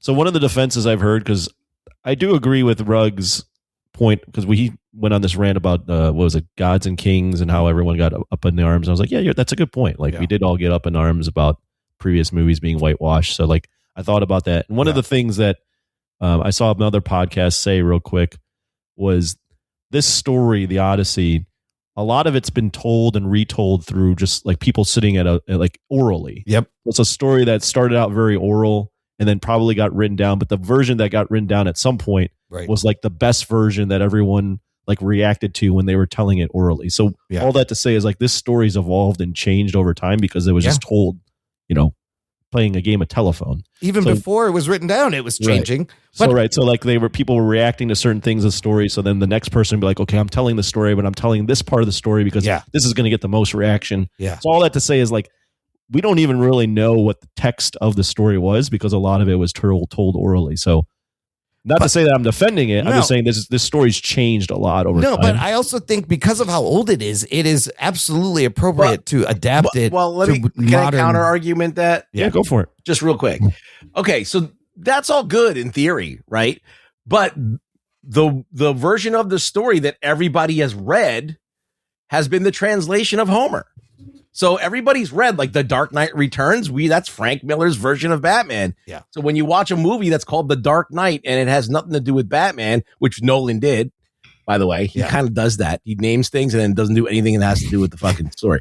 So, it kind of makes you have expectations that it's going to be the thing. Yeah, right? But you don't think Nolan did his research and read all the translations? There's multiple translations. The one he got inspired by is a more recent one by Emily Wilson, I think is her name. It's also the shortest. And it's the shortest. And the first line is like, tell me about a complicated man. And he saw that and he got inspired for his version. But this is clearly a movie he's been thinking about like his whole life. You could tell this is a passion project. Right. In fact, there's 3 of his movies where the dude is trying to get back to Anne Hathaway. You realize that? He does that a lot. So a lot of the shit in his earlier movies are like parts of the Odyssey. But the story itself is still fucking amazing. Like, well, let me just say this. Like, did you watch The Return, right? Yes, I did. So The Return is a version of the Odyssey where it's just him coming home. Right, the end part. And that's a good movie. That's a good movie too. It's pretty good. But like the whole point is like that story of him coming home, seeing all these dudes trying to take over his kingdom and him fucking wiping them out. That's fucking right there is a crowd pleaser. Yeah, but that's in this too. Listen, exactly. The moment where at the end where he, as the beggar, he strings the bow and then he goes, pang, and she turns and looks, and I was like, oh, fuck him up, Odysseus. You fuck these guys up. And then Cory Booker's character is like, that's Odysseus. And before you can finish the word, funk, arrow in the throat, and then him taking everybody out was fucking badass. It was really cool. To see the different ways people do the axe test is also kind of interesting. But I thought for the runtime, I thought this was paced really well. I did not feel the runtime. I was fucking locked in the whole time. It moved very well. And I just love how he loves to play with time. And in this movie, you really get a sense of like present, past, and future. They all kind of just float around, right? And he just like jumps around. It takes you, sometimes he'll show you just a quick frame from a different time and come back, and then you'll move. And they're all kind of floaty, but it works really good. Unlike Tenet, where I'm like, how the fuck does a building implode and explode at the same time? Makes my head hurt. This, I feel like, is because he's got a solid source material to work with here. It's not as science-y, right? Yes. So he's not. I feel like Tenet and some of his other movies too, he almost acts like he's the smartest guy in the room when he's playing with time. Whereas this one, he is playing with time, but I think a lot of the stuff is withheld. It's done cleverly, right? Yeah. So some of it's storytelling. Yeah. Some of it, part of it's Telemachus visiting John Bernthal's character and John Bernthal's character telling a story, right? Yeah. About Odysseus. Some of it's him trying to recall his memories with Calypso. So I think it's a lot of like fun stuff. My favorite part of the time reveal is when they reveal the Trojan War of what that was like. What actually happened. Not the when they open the gates and Agamemnon standing there aura farming. Yeah. But when they actually reveal like what it was like and like how they were burning down everything. Because that to me adds such a great layer to his character, Odysseus, where it's like, oh my God, he like Zeus's law, he completely went against Zeus's law. And that's why he has this guilt of like, oh, he was part of the horrors of war. Like he thought he was a good man and he's part of something that was like horrific. And he's been carrying this guilt with him for the longest time. And that's why he's like so loyal to his men. And then his men keep dying. Maybe he doesn't. That's why maybe he doesn't want to go home. I think there's part of that, right? Yeah. I mean, there's probably a part of that in the story that he's like, he feels, I mean, there's a lot of shame that he has, right? And then the reveal that the Athena he has been seeing was a woman he saw get murdered. And then she haunts him kind of throughout the movie. You know, I thought that was a good point that Ruggs brought up, though, that was the only god they portray. Well, but that was interesting. Isn't Circe a god? She's a goddess. She's a goddess. Calypso is a nymph. Which is basically a goddess. They mention Zeus all the time. Yeah, it's a lot about hospitality. But then, like Zeus and Poseidon are like they're just almost like they're like the way they're portrayed is how we think about God now. Yes, right? yes. Where it's like it people believe in it. Yes. And they take things that happen and say this is a symptom of God. Yeah. But it's not actually like we don't physically see the being. So I thought that was an interesting way to portray it. So this brings up a good point about Nolan and fantasy, because clearly all his movies, you could tell he wants to make things grounded, right? He's always trying to he made Batman fucking as realistic as you could fucking make it. So I thought this was it was a grounded fantasy. It's a mix, right? Because even the monstrous parts seem grounded because of the scale and the way he. But then you have that like Scyther or whatever the fuck it is. Oh, Scylla. The grabbing things. The six-headed next to the whirlpool in the middle of the water. Yes. So there's like strange things that are happening. Yeah, I mean, there's fucking Cyclops. There's giants. There's the fucking witchcraft. There's magic, right? But we should probably spend time on the Cyclops. So that's the first like weird thing that happens where you're like, oh, these guys are they're in for it. Okay. Polyphemus Cyclops. What do we think? This was actually a giant puppet mixed with Bill Irwin in a costume mixed with CGI. They shot the puppet in the cave. And it was built by the same guy that built TARS for Interstellar. This scene is great. And just in the story, it's like Odysseus doesn't need to poke the dude's eye out. There was a B&E. They broke in. They just trying to get out. It was kind of unnecessary. So his hubris or whatever fucks him for the rest of the journey because you didn't need to poke his eye out. Well, he needs in the actual text. Yes, he says his name. Yeah, he's fucking with this guy. Yeah, before he puts his eye after he puts his eye out and everything, and he tells him like who he is. He gets away with it, but he's like, "No, I did this to you." Yeah, he didn't have to say that either. Yeah, so he wants you to know that who fucking fucked up Polyphemus. Yeah. I didn't read it when they take his eye out the first time. I don't think that's the part that really has Poseidon curse him. No, it's It's the the arrow. part where at the end where he like they out of the cave and he's Yeah. like he fires off one more arrow. At I was him. like, bro, was that necessary? He didn't have to shoot that arrow. What, And even what does he say? He did it because he killed some of his men, right? that's what I think. Didn't his guys were also like, "Oh, Odysseus, what are you doing?" Like that's Right. They it's were all like, unnecessary. "What the fuck, man?" But Yeah. I thought there was a line know- where he's like, "It's because they fucked with my guys." Yeah, he was Right? like, somebody says, "Oh, that's unnecessary," but Yeah. Well, I love the design. How like it's just like a nose and one eye turned sideways, without the other eye. I like the design. I think Yeah. it's great. Like he's like a deformity, you know. Yeah, like- yeah. And then he chases him back. That was a great scene. Them trying to fucking disguise themselves as sheep. Very good. But when he's screaming for Poseidon when he gets stabbed in the eye, Yeah, that was crazy. I couldn't even make out what he was saying. I couldn't either. It was so booming. I didn't hear him say Poseidon. I didn't catch that till after the It fact. was just loud and deep and booming. It's a very loud movie. Did anybody have audio issues? I feel like yes, but I feel like Imran, slow down, my guy. You are going 100 miles an hour. I feel like this is not as bad as some of the other Nolan audio mixes. Like it was definitely happening throughout the film, but luckily it's not for the entirety of the film. It's only happened in a few spots. Yeah. But there were like, even when they were in Ithaca in the hall, like there was muffled speech when they were fucking Telemachus is talking. I don't understand what the fuck he's saying. I don't know what he's saying. He's like, because he's whispering. I don't know. I didn't think it was as bad. I actually thought that for the most part, the sound mixing, especially like the natural sound mixing, so the waves and the wherever they were, I think it added to, oh wow, they're really on location here. Yeah. You know, that's all. So I didn't have as much of a problem. Like Tenet was the worst, maybe Oppenheimer too, but Tenet, I was like, I couldn't hear anything that those people were saying. I feel like why can't he get this shit together? I don't know why he's why do we have to always mention it in every fucking movie? I think it's clearly a choice. It is, but why? I could understand 90% of it, 85, 90%, I think, but not 100%. There were times I'm like, well, Nolan's never been. I'll say this: there's a lot of good lines in Nolan films. Yeah, but Nolan's movies, I would never be like, yo, the dialogue was amazing in Nolan. That's a good point. He doesn't write. Yeah, I think he's very good crafts, very good, sometimes very amazing stories, a lot of talented people. But I don't know, like the dialogue is as important for him in the movies. and this is why I thought in this one, because sometimes he even uses the actors as props, like in Tenet. The dude didn't have a name. You didn't know anything about him. At least this one, you have characters with names, and you kind of get a sense of who they are. Well, you're telling the Odyssey. Right. So you're telling the Odyssey. And that was the other point I wanted to make is I watched a couple of videos beforehand to like give me the basic plot points of the thing.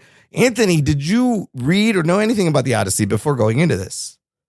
No, not. I mean, I know bits and pieces of the Odyssey, but I don't think I even learned it in school. To be honest, I didn't read with it you. in school. They didn't make us. Yeah. So was it Read it. confusing, or were you able to follow it?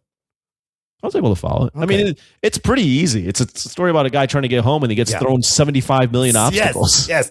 The next obstacle after the Cyclops, giant Laestrygonians.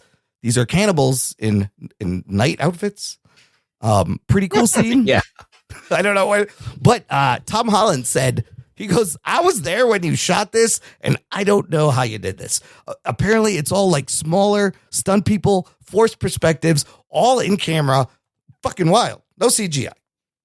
I was really thrown off when that dude sits up and it's a kid. I was like, oh, what the fuck? Why is that kid so big? Oh, it's a giant kid. That was a fun scene. And after that, they get caught up at Cersei's, getting turned into pigs. More practical effects here. Makeup, prosthetics, puppetry, rigging. This was a very disturbing scene. A lot of people thought Samantha Morton was the best performance out of the whole movie. What'd you guys think of this Cersei thing? I don't know about performance. I think that scene where she is molding them into pigs is fucking amazing. Yes. Yeah. That feel like I never seen shit like that ever in my life. Yeah. And I don't know if that's practical. Is that CG? I don't know how they did it, but it was really, really good. It was like body horror type shit. Yeah. Especially, and it's like gross because they're like chowing down on this like weird noodles. Oh my God. It would look like an intestine. I was like, this is so disgusting. It's clearly like, I don't know what the like fuck. goat stomach or something. Or human stomach. Or human. And the way they're eating it was so fucking disgusting. But yeah, I think that's a lot of practical puppeteering and just fucking prosthetics. It was fucking nuts. And then he gets her to turn them back. And then they do the underworld scene, which, like you said, Anthony, yes, they all were buried underground. But important moments where you get Sinon back, Agamemnon, where he can, Odysseus can find out things that happen. The big thing is that the part of the guilt that he has is Sinon didn't even know. Yeah. Right? Is Sinon a person in the story? No. That's a made up character? No, he's in the Aeneid. So, that's Virgil's Aeneid. Yeah, he's combining things. Yeah, he's combining, but basically, in the story, he talks to Achilles and a bunch of other people. Yeah. In the underworld, but they put sign. That's why people were getting confused and calling him Achilles because that's who he usually talks to when he goes to the underworld. He also talks to his mom. He talks to other people. So, so this character is completely made up. There's none of okay. This character was never in it, and I think he wrote the part so he can get Elliot in there. Yeah. So, maybe that's why a lot of people were pissed about that too. They felt like, it was unnecessary to put it. The makeup shit looked great in this scene, and Agamemnon revealing what happens after he got home from Troy, just instantly murdered by his I'll say this. I know that there was a lot of controversy. A lot of it was around Agamemnon's helmet, right? It looks dope.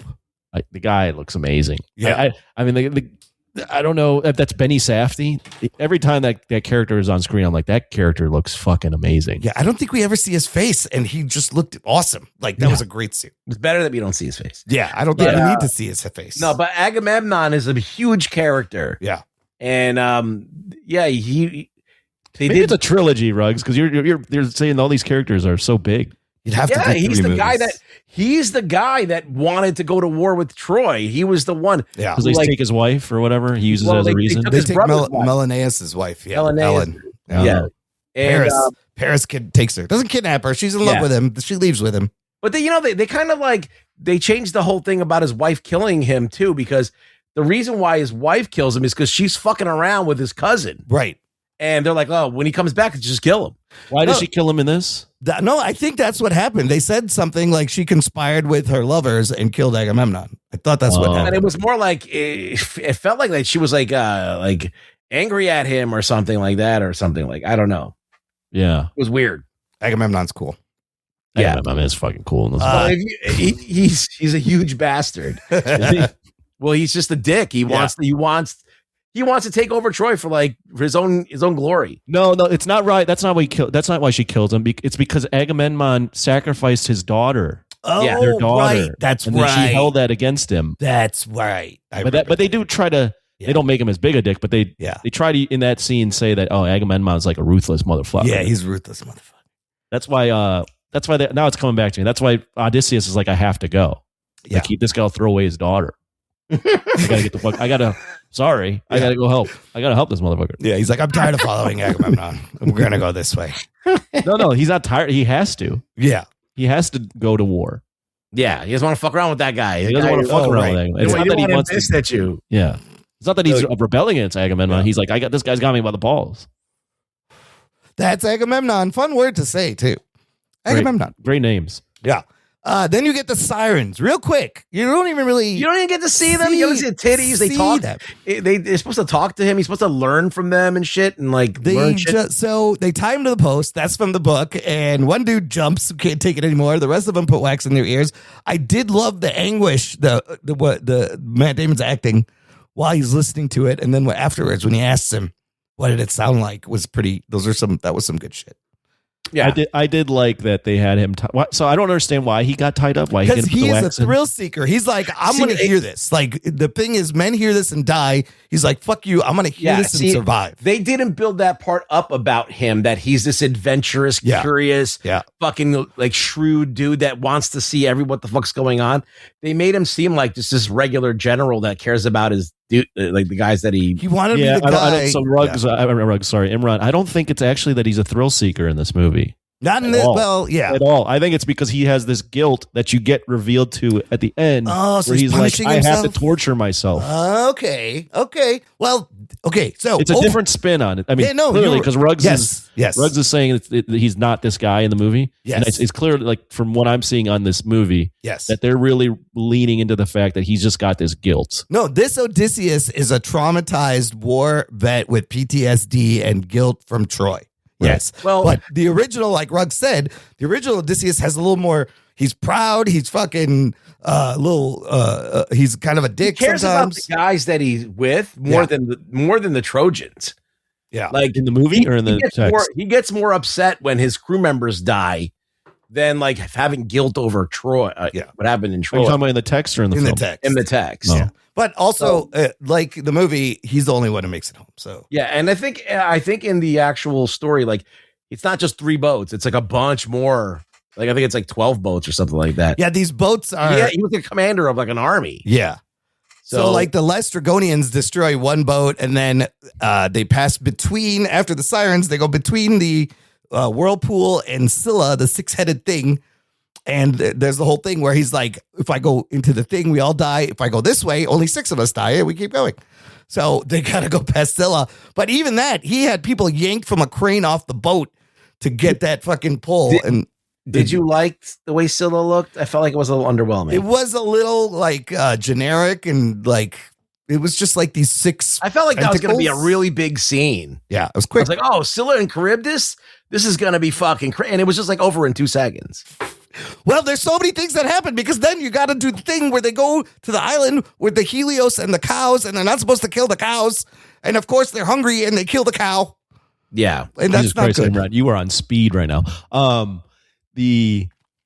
will say when I was watching the movie, because obviously I'm not as familiar with the Odyssey, I was like, how many things are they going to get thrown at them? Yeah. I was almost like, it's a wonder that this is all in a 3-hour movie because this feels like it'd be spread out. It's unfilmable in a 3-hour movie. Yeah. It is. It is. So, I mean, Nolan did what he could. Yeah. Right. But. Okay. And then this is a slight change to the text. He has Odysseus kind of drugged. Calypso has drugged him with the lotus flower for 7 years. She essentially is keeping him a sex prisoner.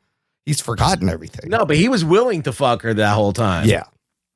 Well, what's it in the text? comics? There's another part where they go to this place where there's all these lotus flowers, and the men start eating them and forget, and he's got to get them away from there. Yeah, that's a different adventure that we didn't see. Yeah, and then he wants. This one, I think Hermes comes and tells Hermes, yes, and tells Calypso, "Yo, we got to get Odysseus fucking going." You know? She didn't want to let him go, and I think he wanted to stay there and she tries to like convince him. She's like, "You'll be a god too. Like I can make you." Immortal, and he was like, nah, I gotta get the fuck out of here. So no, in the film though, she realizes that he would even if she keeps manipulating him, it's never gonna be true love. He keeps, even in his like highest form of manipulation, he was still like calling for her in his dreams, right? Calling for his wife, right? Yeah. Well, I think that works for this film too, but I'm just telling you what's missing. Right. I want to mention the Trojan horse itself, because this is another fun little change she does. Normally, when you see this Trojan horse in all the media, it's like four on the floor, just horse standing up, sometimes on wheels. This motherfucker is like, no, my horse is going to be on 2 legs, and I'm going to bury it in the fucking sand. And just the whole idea that these men were in there for 4 days, dudes drowned. Can you imagine what it fucking smelled like in there? Shitting all over. Wait. You're saying real dudes drowned? No, in the story, dudes drowned because of the way. No, but in reality, he did have people in there. Yes, when they filmed it, Bernthal was like in cold, wet water for a long time. He started shaking. He built this 35-foot, 8,000-pound horse, and that shot where they're dragging it, that's actually a bunch of extras dragging this fucking 8,000-pound horse. Yeah, like that's crazy. I love that. It was crazy. It's not CGI. Well, not only the extras. I mean, when you're talking about extras, when they open the gates of Troy from the inside, that's legitimately 2,000 people running it. Oh my God, it's amazing. He doesn't. It's not CGI at all. Nolan's all in on the. It's amazing. And they said like the actors, the cameraman, and Nolan crawled into this fucking Trojan horse. There's another interesting thing. Matt Damon talked about this a lot in interviews. If he was out on the boat in the middle of the ocean, cold, wet, getting hit by rain, Christopher Nolan 5 feet away from him, next to the camera, always. He's there in the mix. And let's not forget this IMAX camera, giant, loud. You can't record dialogue. They 3 built minutes at a time. Yeah, only 3 minutes at a time. They built a sound dampening blimp, and Bernthal was like, this camera was like a SUV that we were shooting with. It was that big. Had to set up a mirror system so that actors could see each other in like a 2-shot because this fucking thing was huge. This is insane, Christopher Nolan. Apparently, he found a Viking ship too, and yes, people had to learn how to row. Yes, he found that's a real old boat, and he took the fucking IMAX cameras to 6 countries on the boat in the middle of the ocean. You're a fucking insane motherfucker. What did you guys think about the? I know Imran already described the scene where he strings the bow, but what did you think about where he finally gets home and all that part of the movie? Who, me? Both of you. Well, look, Imran's been talking a lot. Ruggs, what did you think about the third part of that third act where he? I thought it was good. I thought it was good, but it was like a Nolan thing. So it's like Nolan's not really known for his action hand-to-hand combat. Yeah. So it was fine. It wasn't bad. I thought it did what it needed to do. But as I said, I was expecting more. But it worked. I still was like, oh, fucking get those guys. I wanted him to fuck those suitors up. The thing with Telemachus and the weapons and on the hiding the weapons and all that fun. That was fun. Yeah. You know? I agree with you, Ruggs. I thought it was epic with when he strings the bow. And the whole time you're waiting for him to reveal himself. Yeah. I do think Nolan to this day still has problems filming action. Like, yes. There's just, if you have an action choreographer, it wouldn't look the way it does where it's like, why is each guy just taking turns to go after this guy? Like, there's a better way to choreograph it so that's not like, you have 1 million people in that room. Why wouldn't they just take him out? I mean, it doesn't help that the room's small and you can't pull the camera back because you need that wide establishing shot of them. So he made that choice to make a small room. I mean, or the room is actually not that small, but like it feels small for some reason. If everything feels claustrophobic. Yeah. I remember there was a shot where like everybody's there. There's like a bunch of long tables. Yeah. So you do have depth of field and you could probably get stuff, but like he makes these choices to kind of like just be right on top of stuff sometimes. Yeah. I will agree. That's the one other minor nitpick is that the fight scenes a little too close cut that Nolan does, right? Some of them. It was better than Dark Knight Rises. Yes. Oh my God, yeah. It was better, but I noticed some of that close cutting, close editing Nolan fighting. I was like, oh, you're still doing that a little bit. I loved when he reveals him, or when he like him and John Leguizamo's character, like are talking, and then like he's coming up to the palace, and then he sees his dog. The dog. Oh, I love that. And the dog's just been sitting on manure for fucking 20 years. Put him on the dung heap. And the dog just immediately like dies happy because he gets to see his owner. Like that's where Tom Holland Telemachus noticed like, you're my dad. Like, so this is the only issue I have with this story is how the fuck I know it's been 20 years. You got a beard. How do nobody recognize him? He's talking to Penelope. She didn't recognize his voice. Come on. Yeah, sure. But for the story to work, the lady seeing the star. Yes, I love that bit too. In the story, Athena disguises him as an old man. Oh, see, that makes way more sense. Yeah. So like in the actual thing, Athena's really there. Yeah, and she's really helping him. She comes to him. She's on his side. She basically gives him cheat codes every once in a while because I think Athena actually. This is not said, but I think she has the hots for him too.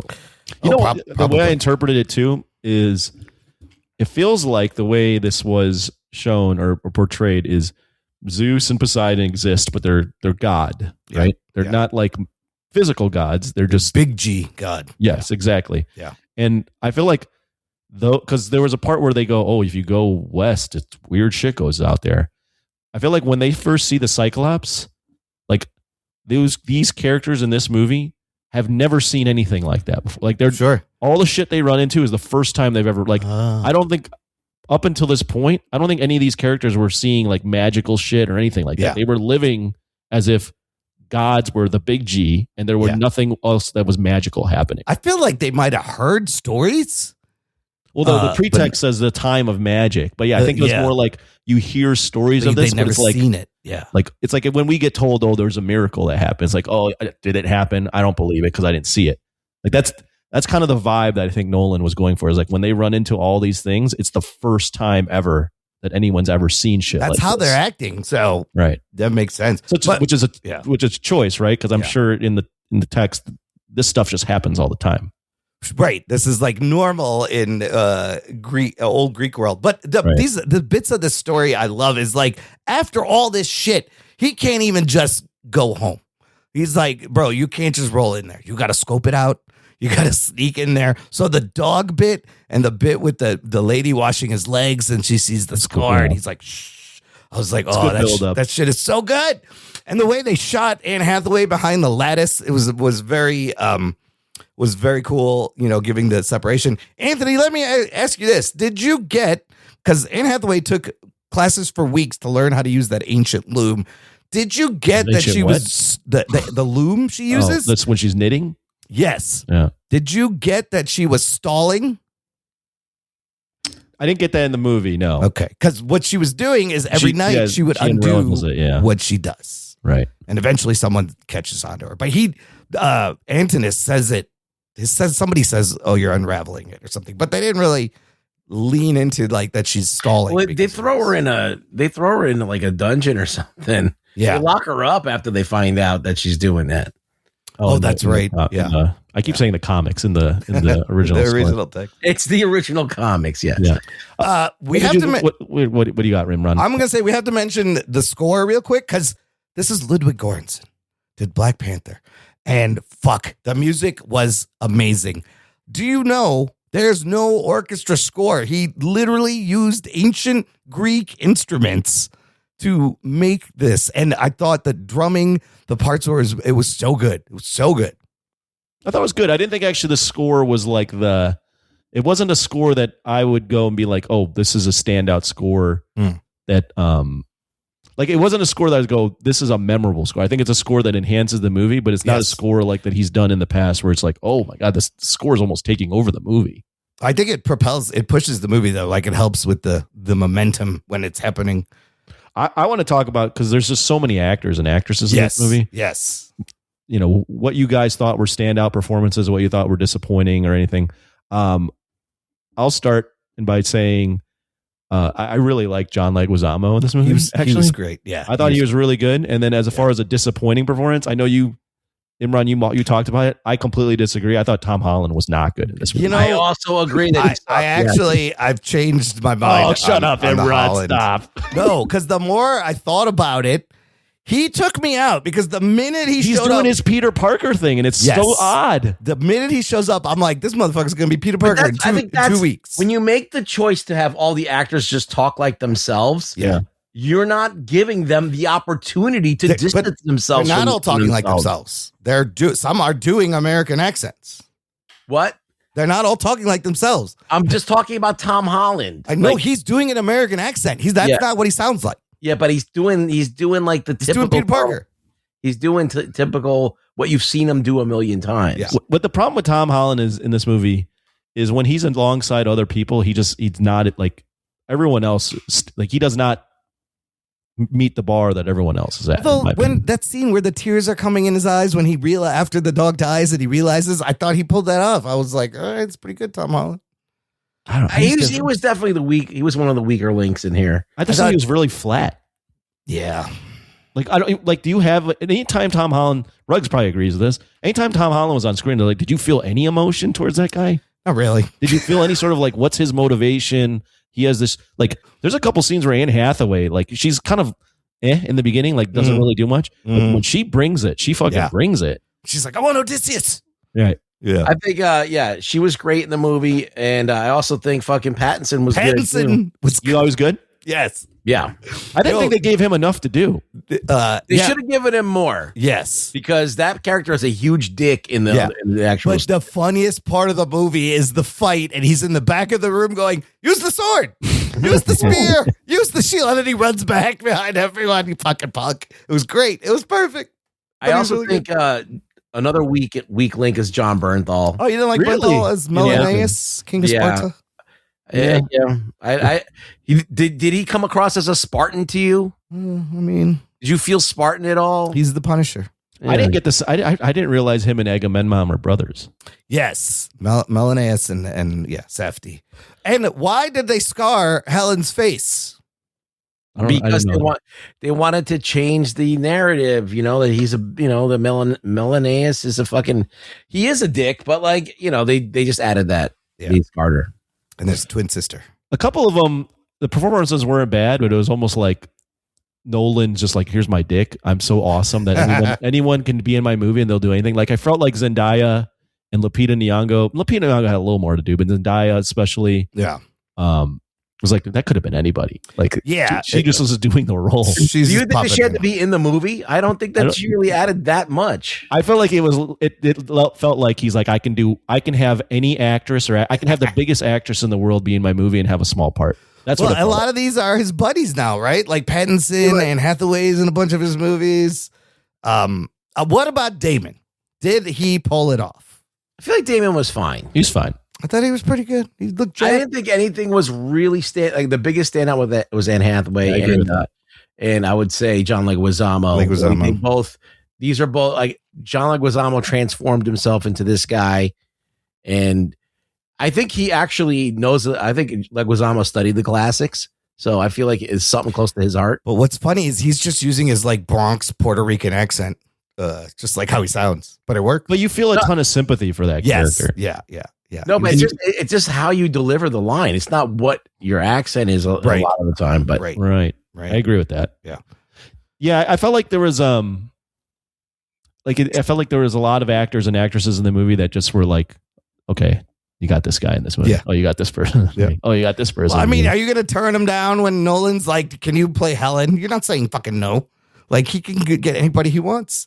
And that's what it felt like. It literally felt like I can do anything. Like Travis Scott what was his point? Like he was the poet, but he was saying that there are some things that like he feels rap and hip hop are the modern poetry. When so they it was are. like a legacy, like a thing. Also, Travis Scott has one of the end song. Has the end song. That was The Travis credit Scott. scene. Yeah. Travis Scott. No, he was good. It didn't bother me at all. Yeah. I didn't care. No, Samantha Morton as Cersei though, that's also a standout for me. I mean, that's a crazy scene too. It's a fucking crazy scene. That felt like out of a horror movie. Yeah, it's so good though. Yeah, I thought there was a lot. I thought there was a lot of. I thought I would agree with Ruggs. I thought Anne Hathaway was probably the standout. Okay, Matt Damon's. I think Matt Damon was good. I think he's going to get nominated for Best Actor. Yeah. But if I were like, yo, this was like, what are the top 5 performances? I don't know if Matt Damon would be up there. I think he's really good. He got robbed of a scene that he could have done. Which one's that? There's a scene where he goes to he's almost home.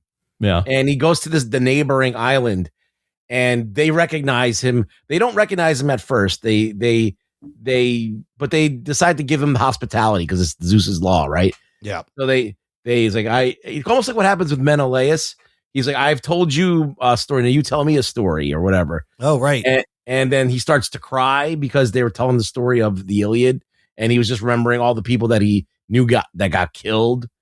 And that's when like he starts to feel. That's like when you first see him like really emote about like this all comes crashing down on him. Is this after Calypso? Because isn't there he goes to a whole other island? Yeah, it goes after Calypso. They cut out a whole thing. He doesn't go directly to. Yes. He goes one more place. The Phaeacians, isn't it? Is that who it is? Who he ends up with? Yeah, something. Yeah, there's another scene. Like, how many things can you put in? You only got so much fucking time. We didn't even mention Charlize Theron's in the movie. And yes, Charlize Theron as Calypso she looks great. That was kind of a role like.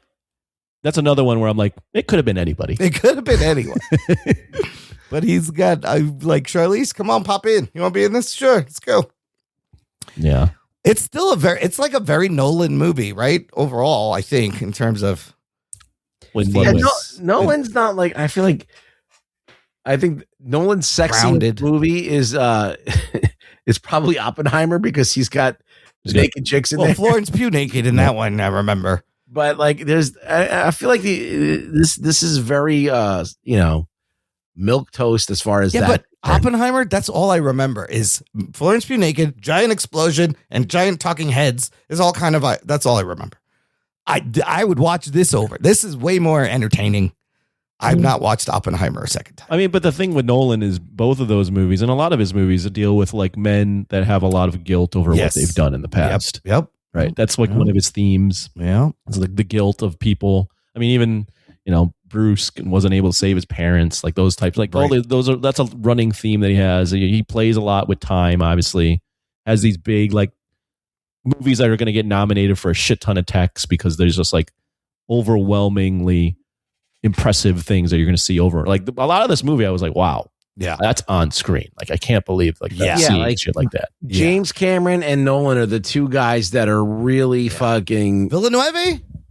Villeneuve is another one. I think he does the same kind of similar that's thing. Up there now too. That's a good point. But that are really like trying to make cinematic films. Is it even a debate at this point that Nolan right now of this generation is the guy? I don't know. I think his movies are hit and miss. But like, is there anyone else that's doing what he's doing? And I should add to that.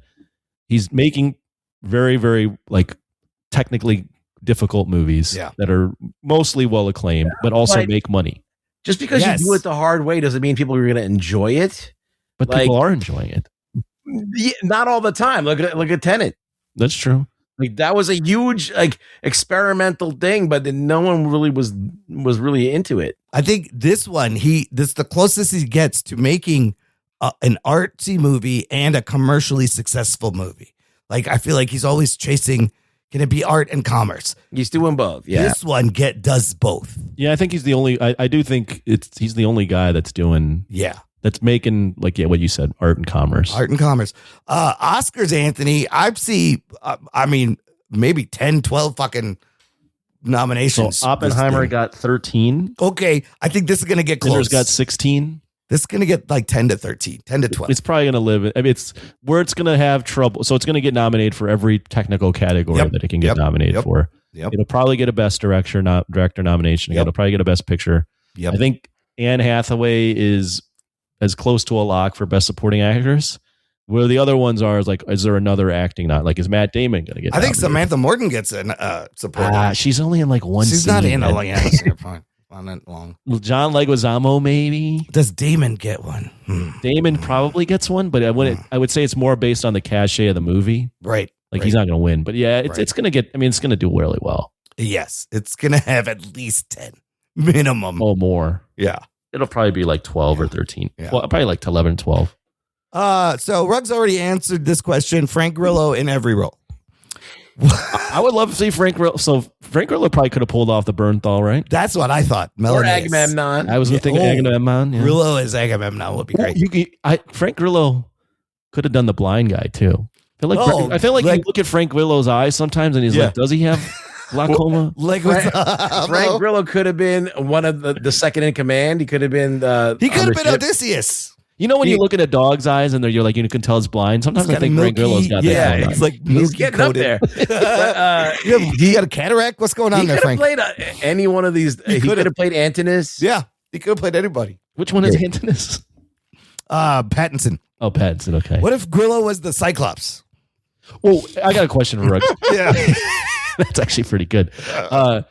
The Antinous thing, that storyline with Antinous and Sin, I guess that's not a real thing, right? No, Antinous is from the text. No, but then Ruggs said Sinon didn't even exist in the text.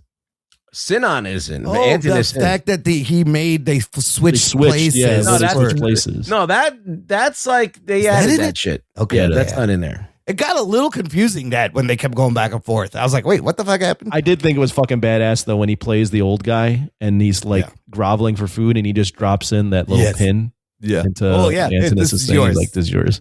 Yo, they were kicking the dog. I was getting so mad. I was like, stop fucking kicking that old dog. It doesn't deserve it. They were going to kill it right there. I know. That dog is 20 years old. Yes, the dog lived 20 years just to see his master return. It's an amazing part of the thing. Story. I think I didn't get this in the comic or in the comic in the movie. Yeah, but I read it after that apparently Odysseus had trained this dog to be a hunting dog, but then as dog was ready to start hunting, he left. Yeah, and then the dogs just still remembered him. Is that true? Yeah, I think so. Yeah, the dog has a pup, and then he had to leave. Oh, also Leguizamo tossing puppies off the edge of the cliff. I was like, whoa, the fuck are you doing? He said there was a sheet there, and he was throwing puppies, and they were landing in his fucking sheet to catch them. I forgot about that. He's just tossing the puppies. And so he picks the runt and makes him a hunting dog. Everybody makes fun of the dog.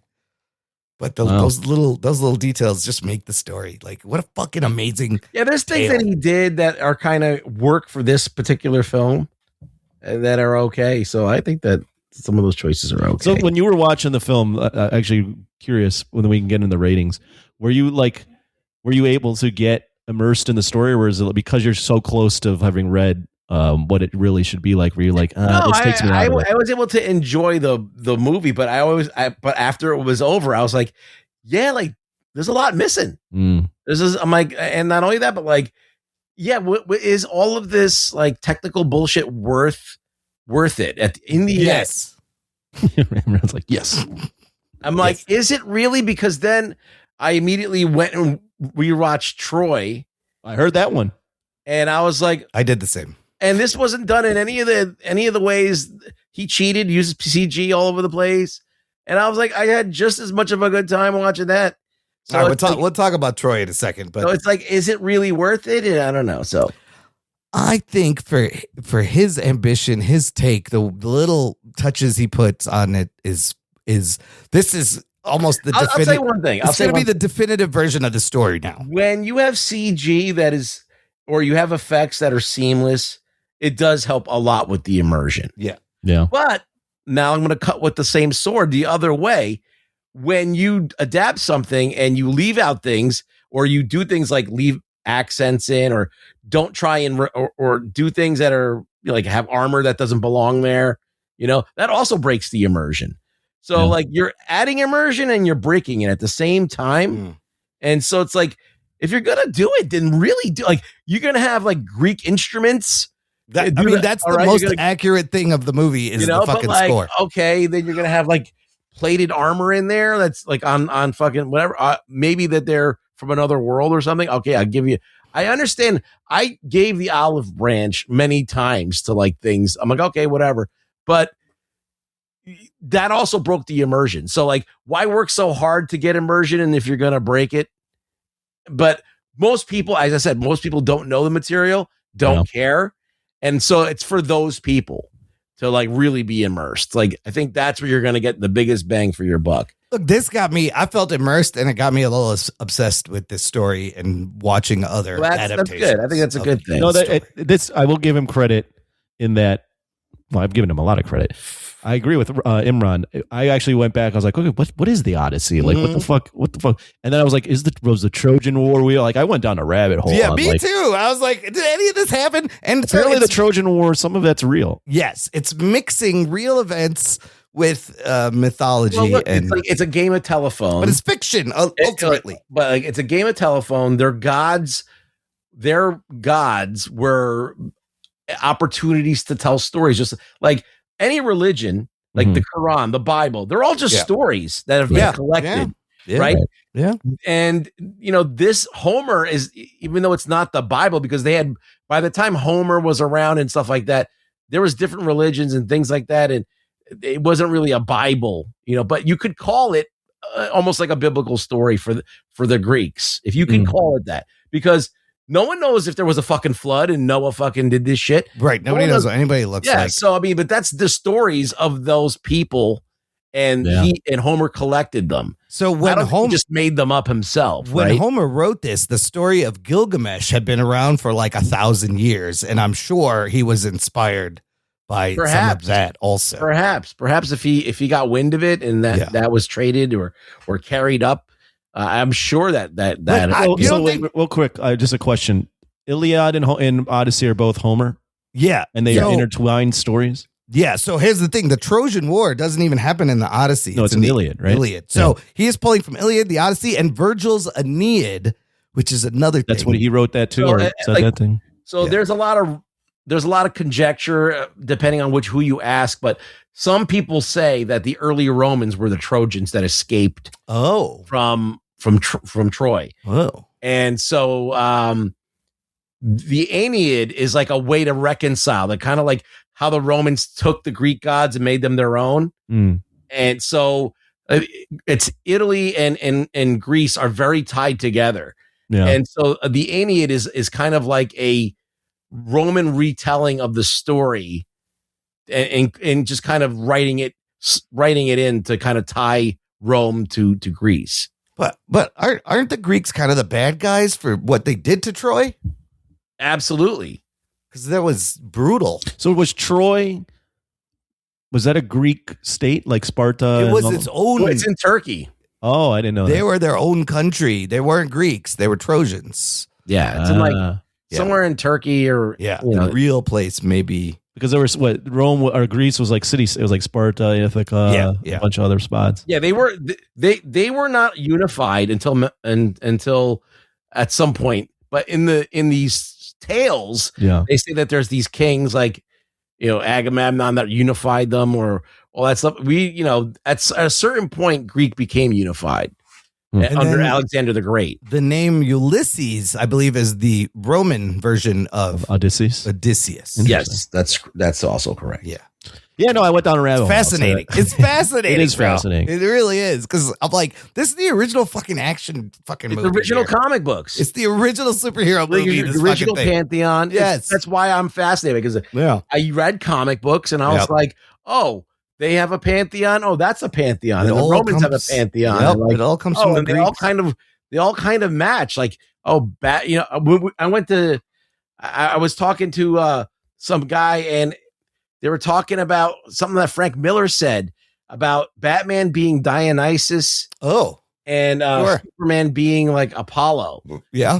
And like, okay, so like if Frank Miller thinks in those terms that like, that the pantheon is like kind of a extension of the Greek gods, like, Hermes is the Flash. It's the original fucking Justice League. Yeah, the DC characters, especially the Justice League, are all like godlike characters. Yeah. So like these things, these ancient stories, they resonate. But do you not think he is continuing this oral tradition of telling the story, though? Nobody's made a really crazy version of the Odyssey. I do, but like, look, I love that the Lord of the Rings exists because it is a very faithful. It's not 100% faithful, but it's about, I would say, 89 to 90% faithful. Yeah. And it gives you like, it gives you a lot of the story.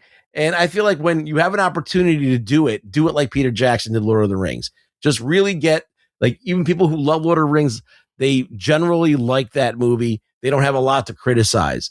So I feel like that's the mission when you make a movie. I think that's different. I feel like this poem, because it's so old and it was oral storytelling, it should be interpreted differently whenever you make it. You should add, it is there to add yourself into it when you are adapting. I don't know. I just think that's the hope. I really do. I really think that. I mean, if something is 3,000 years old, you can fucking do whatever you want. Everybody's reading Homer. Yeah. They all know what the story is. So then why you're deviating from it? Because that's his version of the story. You're doing your version of the story. But that's all we know is that version. Hey, Rug Boy is consistent, and that's I respect that. Yes. He's never deviated from, if the text is like this, you should tell it like this. It's on brand.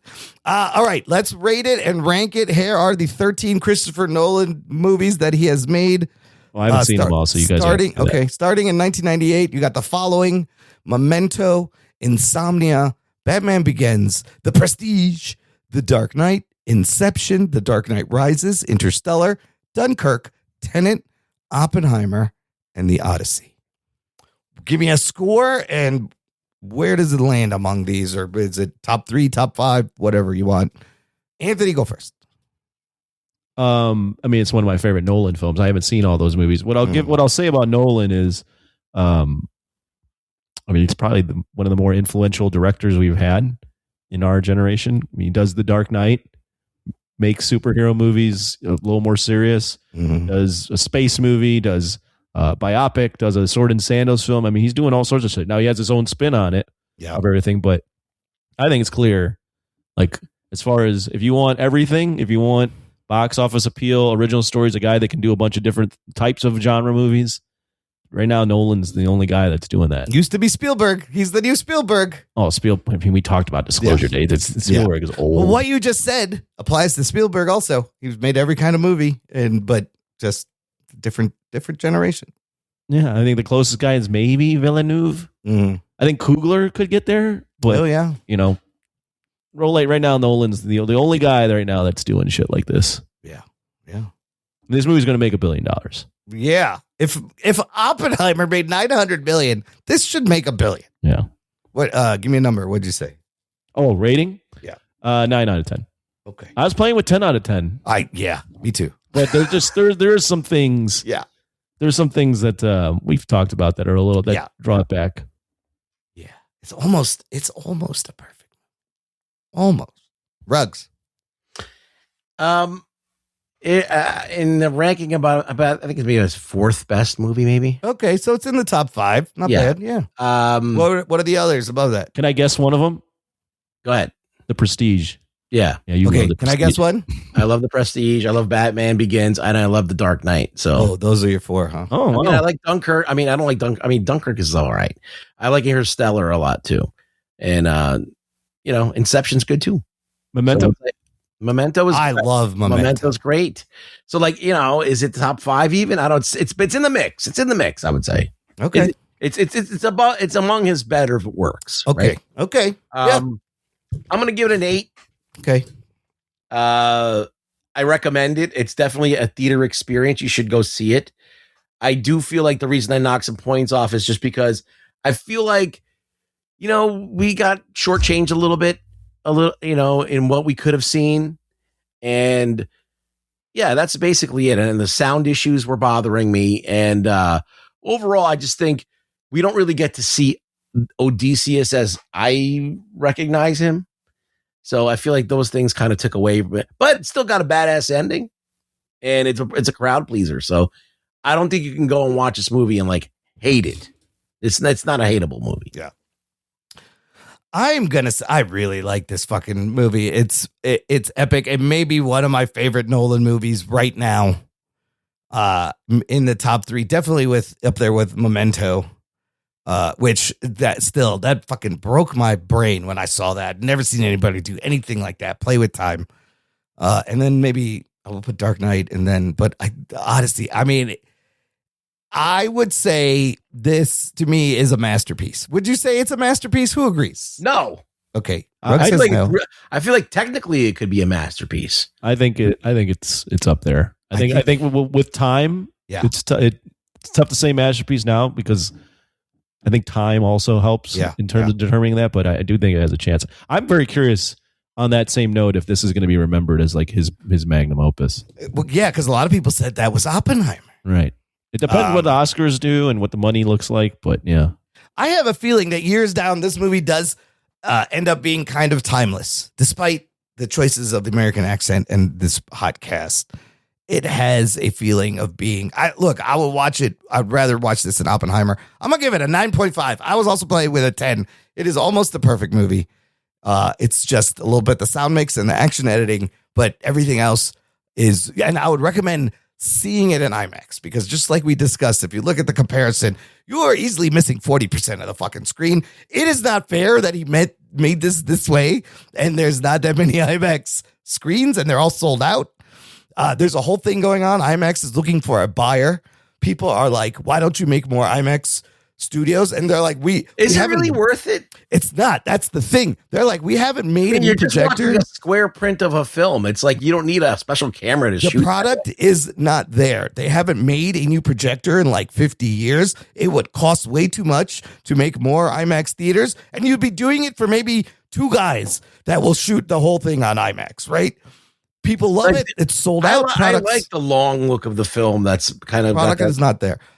I love this aspect ratio in IMAX though. It's fucking stunning when you see a boat in the middle of the screen and just blue ocean.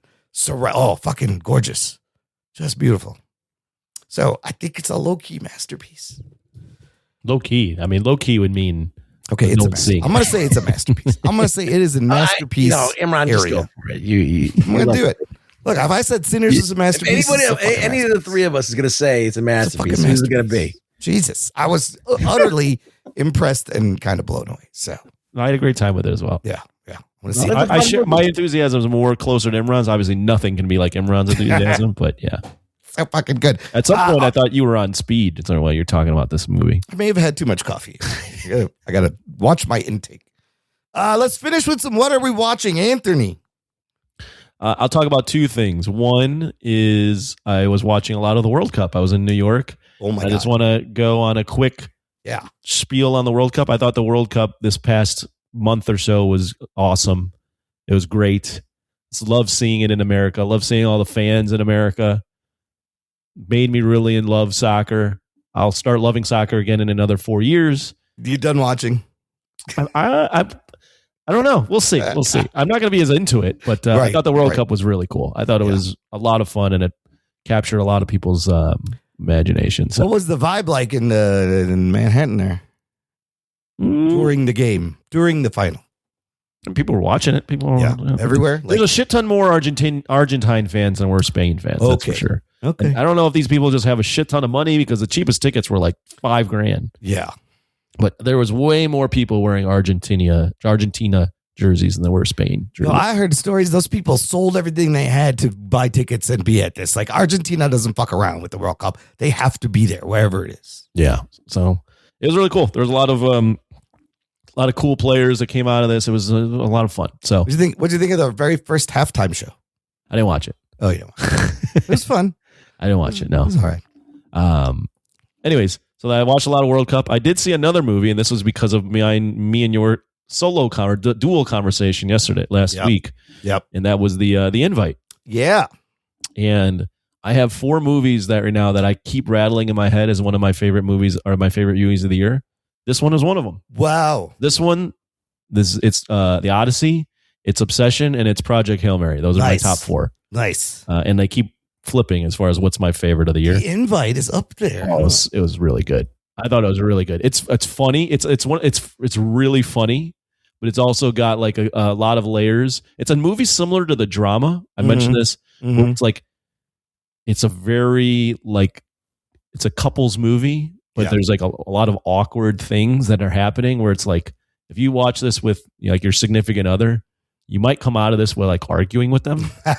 Just like The Drama, yeah. Very similar. The premise here is Seth Rogen and Olivia Wilde. Olivia Wilde also directs the movie. Are this like couple that almost like just fucking hate each other, but then they have these new neighbors that make a ton of noise, played by Edward Norton and Penelope Cruz. That they invite that Olivia Wilde's character invites over for dinner, and Seth Rogen wants like nothing to do with this. Like he doesn't even know that this is happening, and then chaos ensues because like they're like a very new age sexual couple, and then Seth Rogen and Olivia Wilde are like they basically hate each other, and then they're like there's just the movie's almost like a play because the entire movie is filmed in this like one house, and they're just talking to one another. And I thought this was Seth Rogen's best role. Wow, I love Seth Rogen, but like he's doing the stoners stuff still, but it's like more. It's more like adult. I don't know. It's just a different way. Interesting. And he nails a lot of the more dramatic scenes too. Interesting. I thought it was awesome. Cool. Yeah, I've heard nothing but good things really about this funny movie. Yeah, I kind of jokes are coming like a mile a minute too. Really? I thought Edward Norton. I thought all 4 were great, but Edward Norton's really good. Plays this like metrosexual firefighter. Penelope Cruz is playing this like sexologist. It's like all 4 of them are like firing off of each other. Yeah. I might check it out when it comes on streaming, maybe. It was really good. I really liked it. I've heard good things. That's what I've seen. It's good to know. Ruggs, what do you got? Oh, as I said during the review, is like after I watch. So okay, let me just preface this. I said this on my what do you call that? The at home review, Patreon, yeah, Patreon review.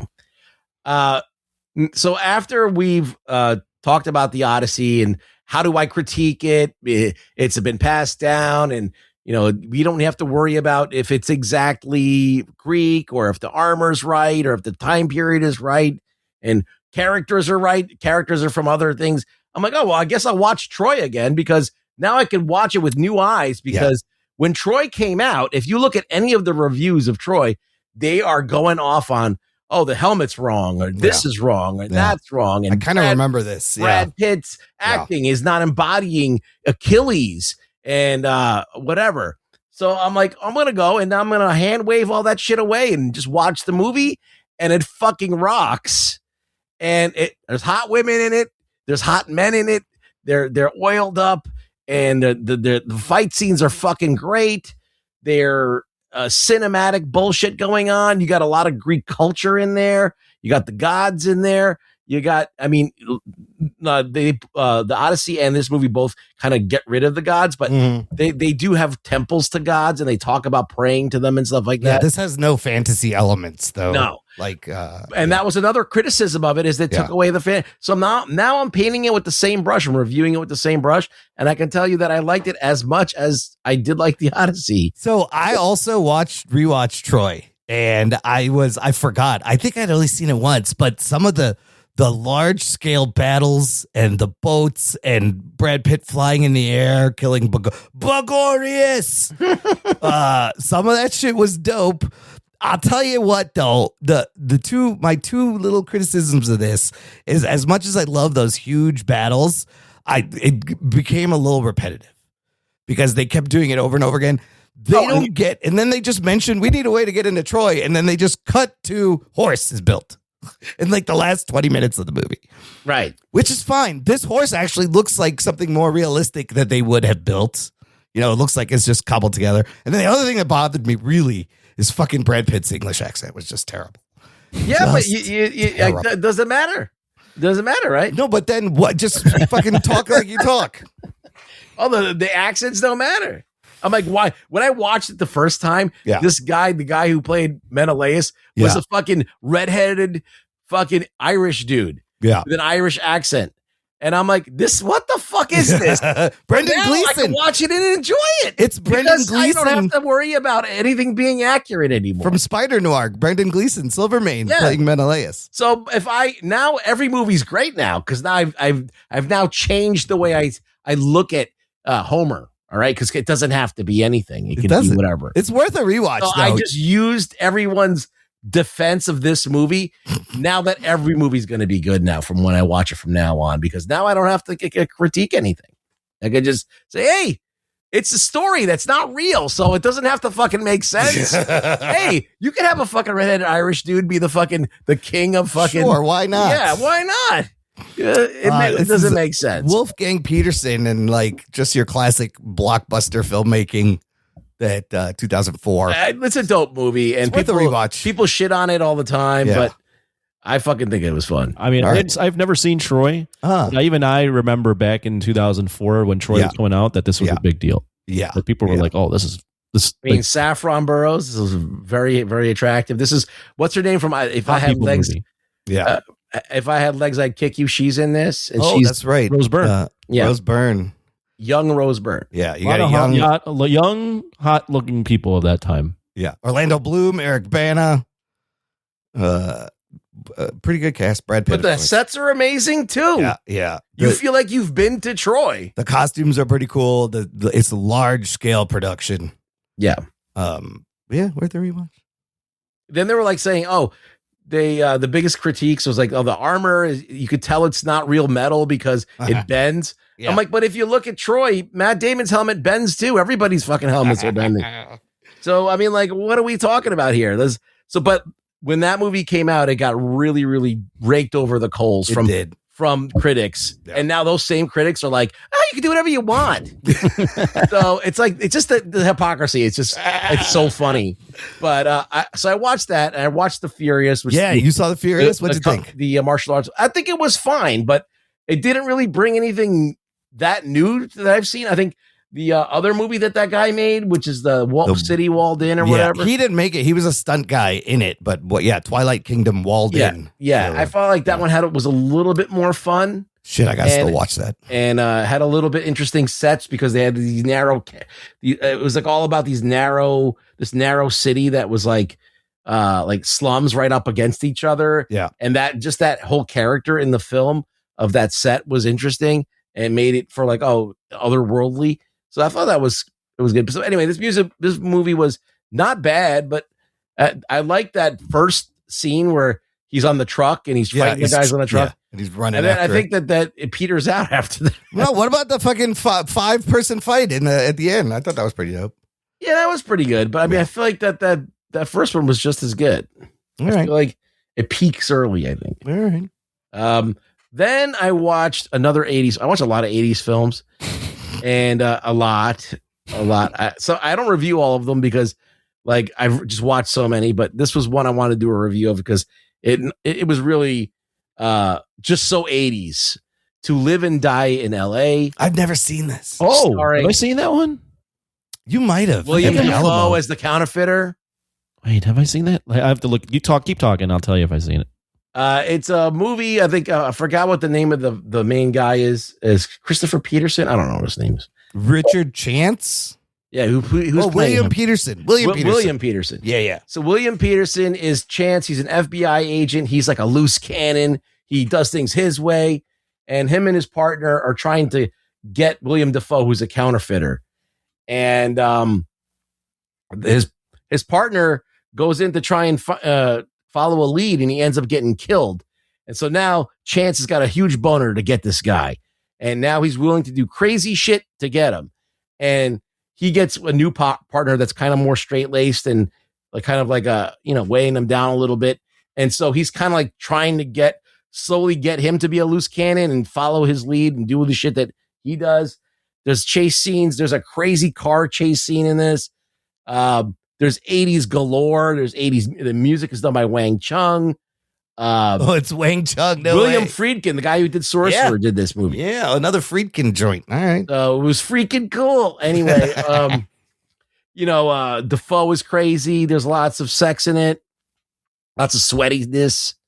It's got the whole 80s vibe. So I want to watch it now after you're listening to your Patreon. It's not the greatest movie. Don't think that your hopes up too high, but it's a very 80s movie. Did you see this, Anthony? Do you remember? No, I haven't. I'd seen another movie and I thought it was the same thing. Yeah. No, the title is very similar to a bunch of movies. It gets me confused.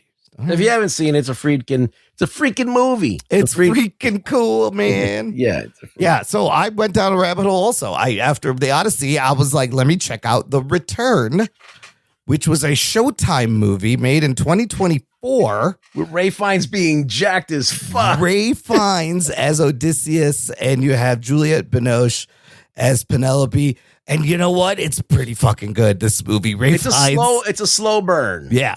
I mean, it's low budget. It's just the last part of the story. They do the whole axe trick and him coming back and the dog bit and the scar bit. All of that's in here. It's pretty gory. It's very gory. He's a great Odysseus, but this is the reason you have to watch this movie. Possibly has the best line in this or Nolan's Odyssey. At the end, when Penelope offers the test, string this bow and shoot it through these axes, and I will marry you. You will be king. People try it. They can't do it. And then everyone starts going, it's a trick. It's lies. Get her. And then Telemachus from the back goes, I'll try it. And as he's walking towards it, you hear a guy yell out in the background, he wants to fuck his mother. And they all start laughing at him. I started laughing so hard out loud. It was so funny. Telemachus sucks in that movie, though. Yeah, he wants to fuck his mother. It was so fucking hilarious. Why can't they get a good Telemachus? He sucks in that movie, too. Telemachus was played by Charlie Plummer. But I laughed so hard when he wants to fuck his mother. Good movie though. But I think that the payoff at the end, you're like satisfied at the end of that movie. Again, I'm like, Odysseus, fuck these guys up. And he does. Like, that's the best part of the story. I don't know if they deserved it, but I don't care. It's kind of amazing though. They did this movie for zero money. Yeah. Fucking the axes were set up different, right? The bow's a little different, but they had all the elements there. Pretty good if you want another take on it. And then another take, I was like, let me just keep going down this rabbit hole. I rewatched Oh Brother, Where Art Thou? Coen Brothers from 2000 because it is loosely based on the Odyssey. And yes, in this you have John Goodman as the Cyclops. There are sirens. And essentially George Clooney, his name is Ulysses. The governor of the town is Governor Menelaus. And he's broken out of jail and he's got to get home to his wife. where he's got kids and there's another suitor going to marry his wife, and all these things happen. It's really funny. I forgot how funny it is. The music is fantastic. I had the soundtrack, Man of Constant Sorrow. I used to listen to that shit all the time. But another take on. I thought about throwing that one on too. The Odyssey. Yeah, I had to. I was like, fuck. It was an Odyssey week, people. There's a new House of the Dragon episode, but we'll talk about it later. We don't got to talk about it. Next week, Anthony, we're just going to do San Diego Comic-Con news and your report when you get back. Oh, sweet. It's going to be just because the week after that is fucking Spider-Man Brand New Day week. I'm not going to be around for that one, right? For next week, which one? We'll figure. Yeah. For San Diego, you'll be here for Spider-Man, though, right? When's that? The following week, you motherfucker. I guess. Whatever. We'll feud. We'll kick you out. We'll do the reunion. It's fine. Yeah, you're mad at me anyway. Yeah. Fuck that guy. You guys didn't really forgive me. You just wanted me to do my rant on this. Yeah, we're still feuding. We'll have a fresh feud ready to go by next week. How dare you say it's not a masterpiece? You fuck. How dare you be consistent? Fuck you. Yeah, stop being on brand. Like it. I do what I do. Rugs, where can the people find you for your on-brand sense of criticism? You can get sneak peeks of what my opinions are if you just go to X and follow Rug Boy Show. Join the 40 other people that are following me. Anthony, have a great time wasting 26 hours to get into Hall H. Yep. I do this for the people. He's doing it for you, listener. Hopefully I just hope that I don't have a sweaty guy next to me. That's all I hope for. You will. Just have some Axe body spray on you. You can, hit everyone as you come out and go in there. Yeah, I will. But I can't wait to see what fucking news and reveals and crazy shit is going to come next week. Join us. In the meantime, check out our website, jockandnerd.com, for all the ways to support the show, get in touch, follow the show, share this show, listeners. The best thing you could do. Thank you for listening to the Jock and Nerd Podcast. My name is Imran. My name's Anthony. He's the Jock. And he's the nerd. We'll peep you next time. This is going great. That's a big fuck up right there. Thing I offered you a chance to be a cop, and you blew it. Jock and Nerd.